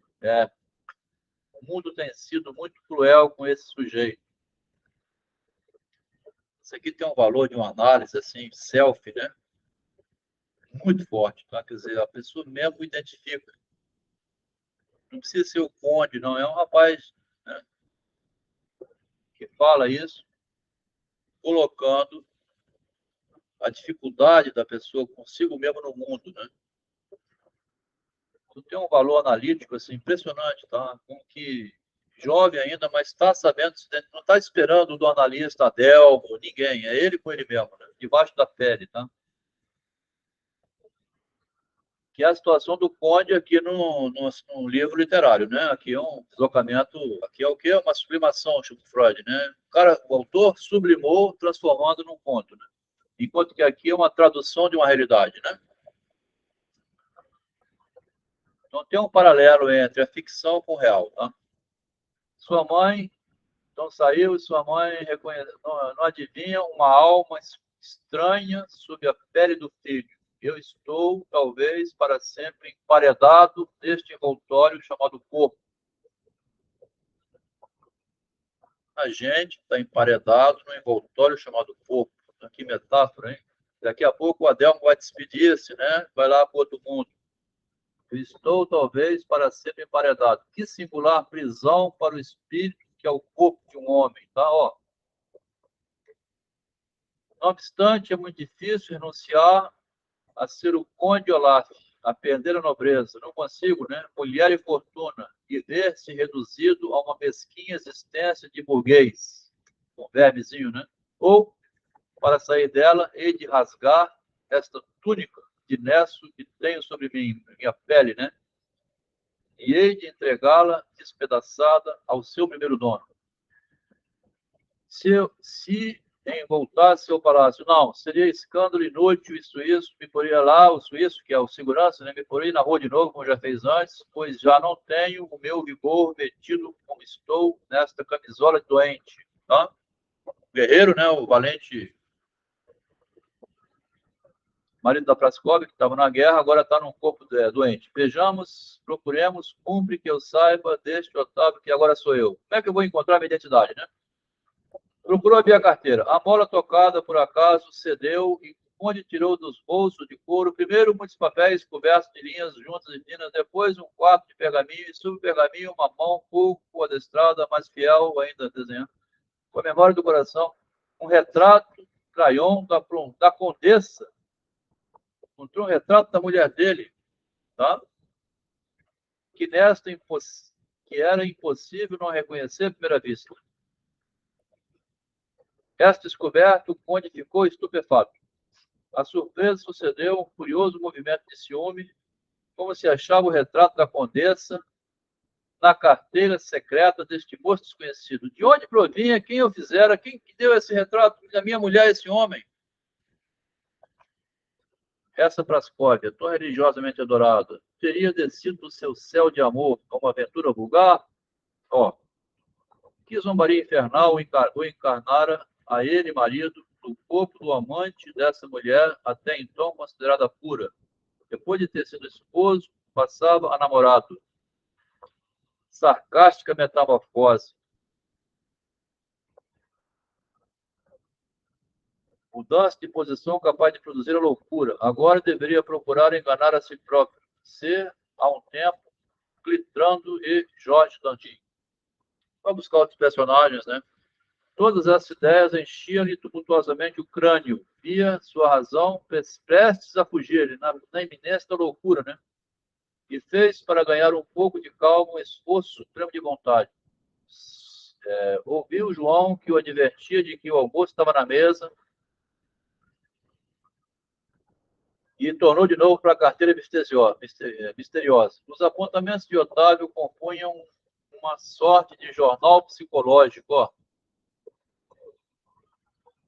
O autor aqui demonstra conhecimento assim, da psicanálise, da psicologia, parece muito antes de Freud, um aprofundamento. Chega a ser estranho, tá? A gente está lendo isso nas cartas do Freud, lá, aqueles pacientes, né, que eles tentam cuidar, ao mesmo tempo que tem toda uma política para criar um movimento psicanalítico. Morto e ressuscitado em diferentes épocas. Aí vão alguns fragmentos devorados pelo Conde com ansiosa curiosidade. Ele começa a achar um monte de informação, né? Aí ele pega um bilhete do Otávio para Prascóvia. Ela nunca me há de amar. Nunca, nunca. Li nos seus olhos, tão meigos essa frase, tão cruel que o Dante, né, Alighieri, não achou outra mais crua para inscrever sobre as portas de bronze da cidade dolente. Perdei toda a esperança. É o início aqui da Divina Comédia, começa assim, né? Perdei toda a esperança. Ele pega na mão do Virgílio, né? Que fiz eu a Deus para ser condenado em vida. Amanhã, depois, sempre será o mesmo. Quando ele foi expulso de Florença e foi morar no exílio, né? Podem os astros cruzar as suas órbitas, unir-se em conjunção as estrelas. No meu destino, nada há de mudar. Uma palavra, ela dissipou o sonho. Com um gesto, cortou as asas da quimera, as fantasias. As combinações fabulosas das impossibilidades não me prometem probabilidade alguma. As cifras atiradas 1 milhão de vezes na rota da fortuna nada tirariam. Para mim, todos os números são brancos. Desventurado que sou. Sei que... Ele faz aqui... Não sei se a Juliana está acompanhando. Ele faz aqui uma paródia, né, da Divina Comédia. Muito bonita, tá? Quem leu aí, né? Inferno, o purgatório. O bonito do Dante é o inferno. O purgatório e o céu já começa a ser meloso demais. Desventurado que sou. Sei que o para mim fechado e continuo estupidamente assentado ao limiar, com as costas arrimadas à porta. E se não deixe, deve abrir. E choro em silêncio, sem abalo, quase sem comunicação, como se meus olhos fossem fontes de espantosas águas. Não tenho a coragem de erguer-me e lançar-me no deserto imenso ou na Babel tumultuosa, naquele burburinho humano, né? Às vezes, quando à noite não posso dormir, penso em Prascóvia. Se durmo, sonho com ela. Oh, como era bela nesse dia, no jardim de Vila Salviati. É o dia que ele viu ela pela primeira vez, aquele vestido, a carruagem, né? Em Florença, esse vestido branco e essas fitas negras eram um encanto e um pensamento. O marido está lendo o que o pretendente viu na esposa dele, né? Branco para ela, negro para mim. Às vezes as fitas, agitadas pela brisa, formavam uma cruz sobre o fundo admirável alvura. Um espírito invisível dizia, em segredo, uma missa por morte do meu coração. Se uma catástrofe inaudita pusesse em minha fronte a coroa dos impérios e dos califados, se a terra jorrassem para mim as veias de ouro, se as minas de diamantes, aqui ele faz todo um juramento, né? Até a lira de Byron, né? Onde Lord Byron, se a lira de Lord Byron acordasse sob meus dedos, se os mais perfeitos primores da arte antiga e moderna emprestassem-me suas belezas, se eu descobrisse o novo mundo, ainda assim nada teria adiantado. De que adiantaria ter tudo, eu nada terei. De que depende o destino? Pretendia ir a Constantinopla. De repente, não a houver encontrado. Fico em Florença, vejo-a e morro. Tá? Aqui foi a morte do Otávio quando ele viu uma mulher casada e inacessível a ele, né? Esse bilhete que está no bolso e agora o marido está lendo. Há muito ter-me-ia suicidado, mas ela respira neste ar de que vivemos, e talvez meus lábios ávidos tenham de aspirar, ó inefável ventura, um eflúvio longínquo deste hálito balsâmico. E depois degradariam minha alma culpada para algum planeta de exílio, e na outra vida jamais poder-la-ia reduzir a amar. Viver ainda separado na eternidade. Ela no paraíso e eu no inferno. E por que de eu amar precisamente a única mulher que não pode amar? Outras que dizem belas que eram inteiramente livres, davam-me os seus mais ternos sorrisos e pareciam aguardar uma confissão que não aparecia. Olha como ela é feliz, e que sublime viver anterior ou recompensa a Deus com... Era inútil continuar a ler. Marido, né? É inútil continuar a ler essa lamúria toda, né? Qualquer suspeita que o conde pudesse ter concebido à vista do retrato de Prascóvia, desvanecia-se as primeiras linhas. Tristes confidências. Compreendeu que a imagem adorada, recomeçada 1000 vezes, fora cuidada longe do modelo com a paciência do amor desgraçado. Não teve contato, então, supostamente, ele, né, nessa carta, disse que nunca conseguiu. É um desejo que não conseguiu realizar. Então, ele tentou realizar de outra maneira, né? Mas se esse Otávio tiver feito um pacto com o demônio, ó, para roubar meu corpo e, sob a minha forma, colher de surpresa o amor de Prascóvia, aqui que está o problema, né? E se ele tomou meu corpo e está com ela na cama agora? E agora? Como é que eu vou fazer? O inverossímil no 19º século, né? 1900 aqui, né? 1856. Inverossímil no século XIX. De uma tal suposição fez com que o conde a abandonasse. Sorrindo consigo mesmo, da sua credulidade, comeu já frio o almoço que o João tinha servido há muito tempo atrás, né? Estava lá lendo, distraído, o almoço esfriou. Vestiu-se e pediu o carro. Logo que este estava posto, dirigiu-se à casa do doutor Baltazar e foi lá brigar com o médico, né? Ah, aquele dia trocaram meu corpo, né? Começou a recuperar a ideia, né? Entrara chamando ainda e de onde saíra saudado por todos como nome de Otávio, tá? Ele entrou conte e saiu o outro. O doutor estava sentado como de costume no divã e foi. Ao ruído dos passos do conde, o doutor levantou a cabeça. Ah, é o senhor, meu caro Otávio. Agora mesmo ia à sua casa, mas é bom sinal quando o doente que vem visitar o médico. Mentiu, né? Que não ia lá nunca agora, né? Mas já que você veio aqui, que bom. Jogo de palavras, né? Já que ele veio aqui, eu digo que estava indo lá. Porque o paciente veio, teve algum problema, sério, né? Sempre Otávio. Disse o conde, creio que hei de ficar doido de raiva. Depois, cruzando os braços, né? Colocou-se diante do doutor, encarando-o com fixidez terrível. Sabe muito bem, senhor Baltazar Charbonneau, que eu não sou o Otávio, mas sim o conde. Pois que ontem à noite, aqui mesmo, roubou-me o corpo por meio das suas magias infernais. A essas palavras, o doutor desandou numa enorme gargalhada. Né? Começou a... Modere, doutor, esta alegria intempestiva de que se poderá arrepender. Olhe que falo sério. Tanto pior, tanto pior.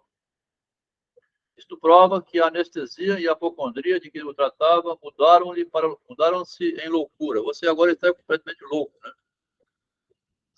Está falando com um, mas é com outro, tá? Não é com o Otávio, né? É o conde dentro do Otávio. Será preciso mudar a pena de tratamento, mas ele sabe que é o outro, né? É um nó total, né? Ele está falando com o antigo Otávio, como se fosse o Otávio, mas ele sabe que é o conde dentro do Otávio, né? Será preciso mudar a pena de tratamento. Imagina se você vai ao psicanalista e perde a identidade. É o cara aqui, né? O rapaz vem aqui e fala, ó, estou com essa questão. Eu só vou ouvir, essa é a maior verdade, debaixo da sua pele tem um sujeito escondido. É o máximo que eu posso falar, né? Se eu for querer assumir, direcionar o rapaz, não, rapaz, fala o seguinte, aí eu vou virar o quê? O mestre dele, que vai ficar na dependência emocional, querendo a vida inteira que o analista aqui vai dar sentido à vida dele, né?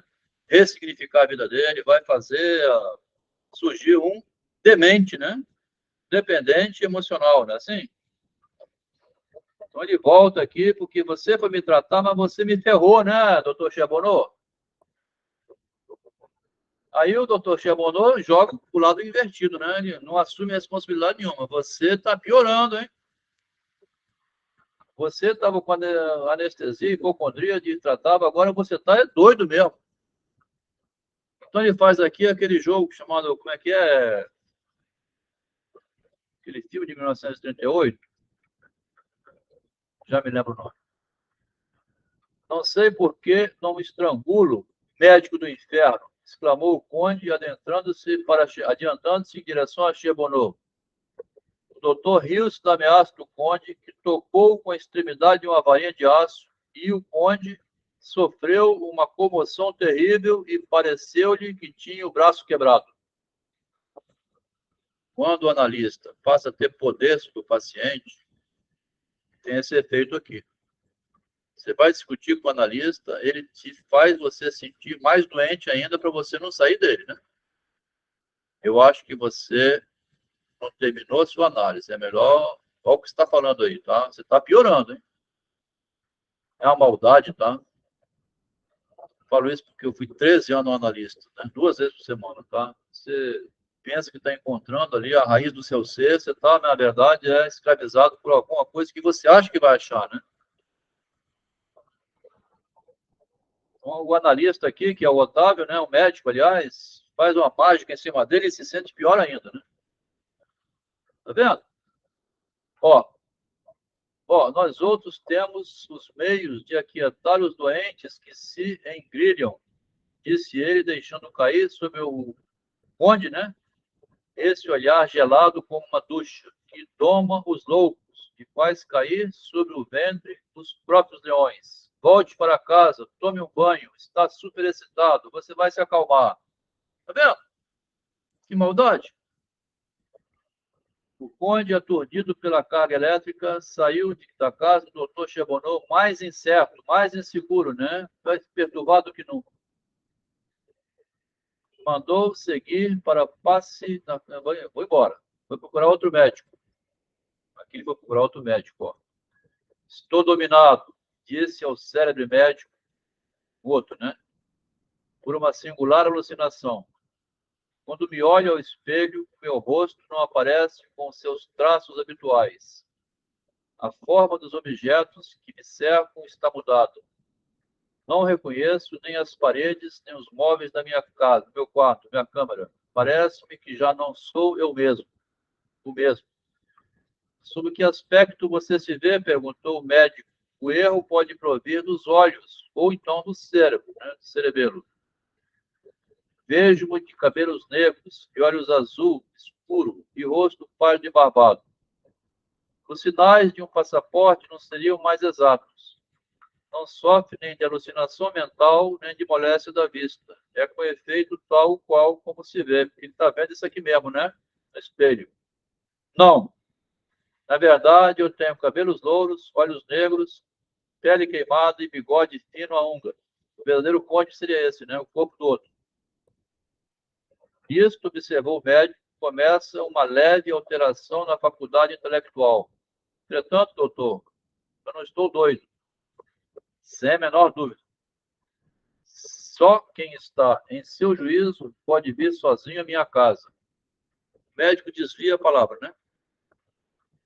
Alguma fadiga, algum excesso de estudo ou de prazer é a causa desta perturbação no seu estado mental.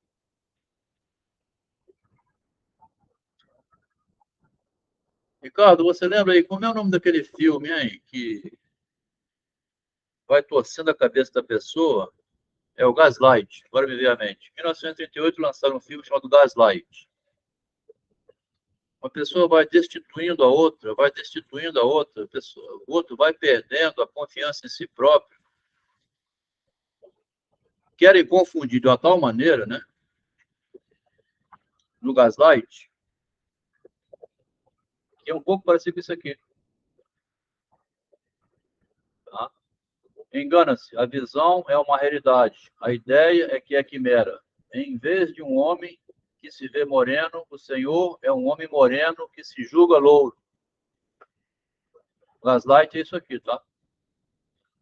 Levar à loucura, né? A pessoa ficar completamente confusa. Todavia, estou certo de ser o conde. Ele insiste, né? E aí leva o manicômio, né? Se você insistir demais assim, leva o manicômio. E todos, sou o conde, e todos de ontem para cá chamam-me de Otávio. É justamente o que eu dizia, respondeu o médico. É o senhor de Saville, Otávio. Imagina ser o senhor Conde, que me lembro ter visto e que realmente é louro. Isso explica perfeitamente o modo por que se vê diferente no espelho. Este rosto, que é o seu, não corresponde à sua ideia interior. E fixa isso, e isso o surpreende. Basta só refletir sobre isso. Pense bem, que você está confuso. Você não é você, você é o outro. Quem viveu isso, tá? Isso chama-se bullying, né? Também chama-se, hoje está chamando de violência doméstica, psicológica, né? Em cima da mulher, ou a mulher em cima do homem. O feminismo também está fazendo essa loucura com a gente, né? Você não é você, eu casei com outro, né? Não, você que casou com outra mulher. Basta só refletir nisso. Todos os chamam de Otávio. Venha passar aqui uns 15 dias. Banho, repouso. Vem internar no manicômio. Vem, que você está doidinho. Passeio sob o arvoredo. Quase que me internaram a mim, tá? Quase que me internaram aí. Queriam me internar, assim. Adelmo tá louco. Conde baixou a cabeça e prometeu voltar. Já não sabia mais em que acreditar. Tornou para o aposento da rua São Lázaro e viu, por acaso, em cima, isso aqui é feito gaslight, eu tinha notado, da mesa o cartão de venda, aí encontrou, terminou aqui o número 9, terminamos por hoje, 9h59, 10 horas. Esse ponto do Geoffrey Gaultier antecipa aqui o gaslight, né? Antecipa a psicanálise, ele vem mostrando como que o psicológico do ser humano é muito frágil, tá? O psicológico do ser humano é muito frágil. Você pode foder com o outro, o outro sair louquinho. A gente vai ver domingo, né, o suicídio, a continuação do suicídio do Honegger. É um médico muito elogiado pelo Freud, pelo Jung também, que ajudou o Freud, o Jung, né, quando o Jung viajou para os Estados Unidos, o Honegger era secretário dele junto com a esposa. Cutucou tanto na cabecinha dele que não suportou e saltou para a morte. Então, que o 1856 publicou desse conto é digno de uma leitura assim que nós estamos tentando fazer, né? E que eu não sei por que esse conto, a única edição brasileira que tem, de 1957, 66 anos, e a gente achou essa versão aqui daquela época, nessa linguagem antiga, né? Esse impresso, que a Biblioteca Brasiliana está digitalizando todos esses livros da época, né? Transformando em PDF para a gente ler aqui na internet. Estamos aproveitando, então, uma coisa raríssima, né? Uma obra raríssima, né? Quase ninguém lê, né? Um livro que podia ser relançado, misturando um pouco a psicanálise com a realidade que se vive hoje, tá? Agradeço a quem teve paciência de vir até o fim, né? André chegou às 9 horas, acompanhou um pedaço aí da leitura.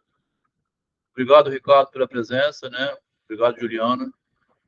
Obrigado, Loucos por Literatura, quem teve a resistência de ficar até o fim, né? Valeu, André. Obrigado, Marcos. Valeu, Juliana. Obrigado pela companhia. Vou encerrar aqui a gravação. Boa noite.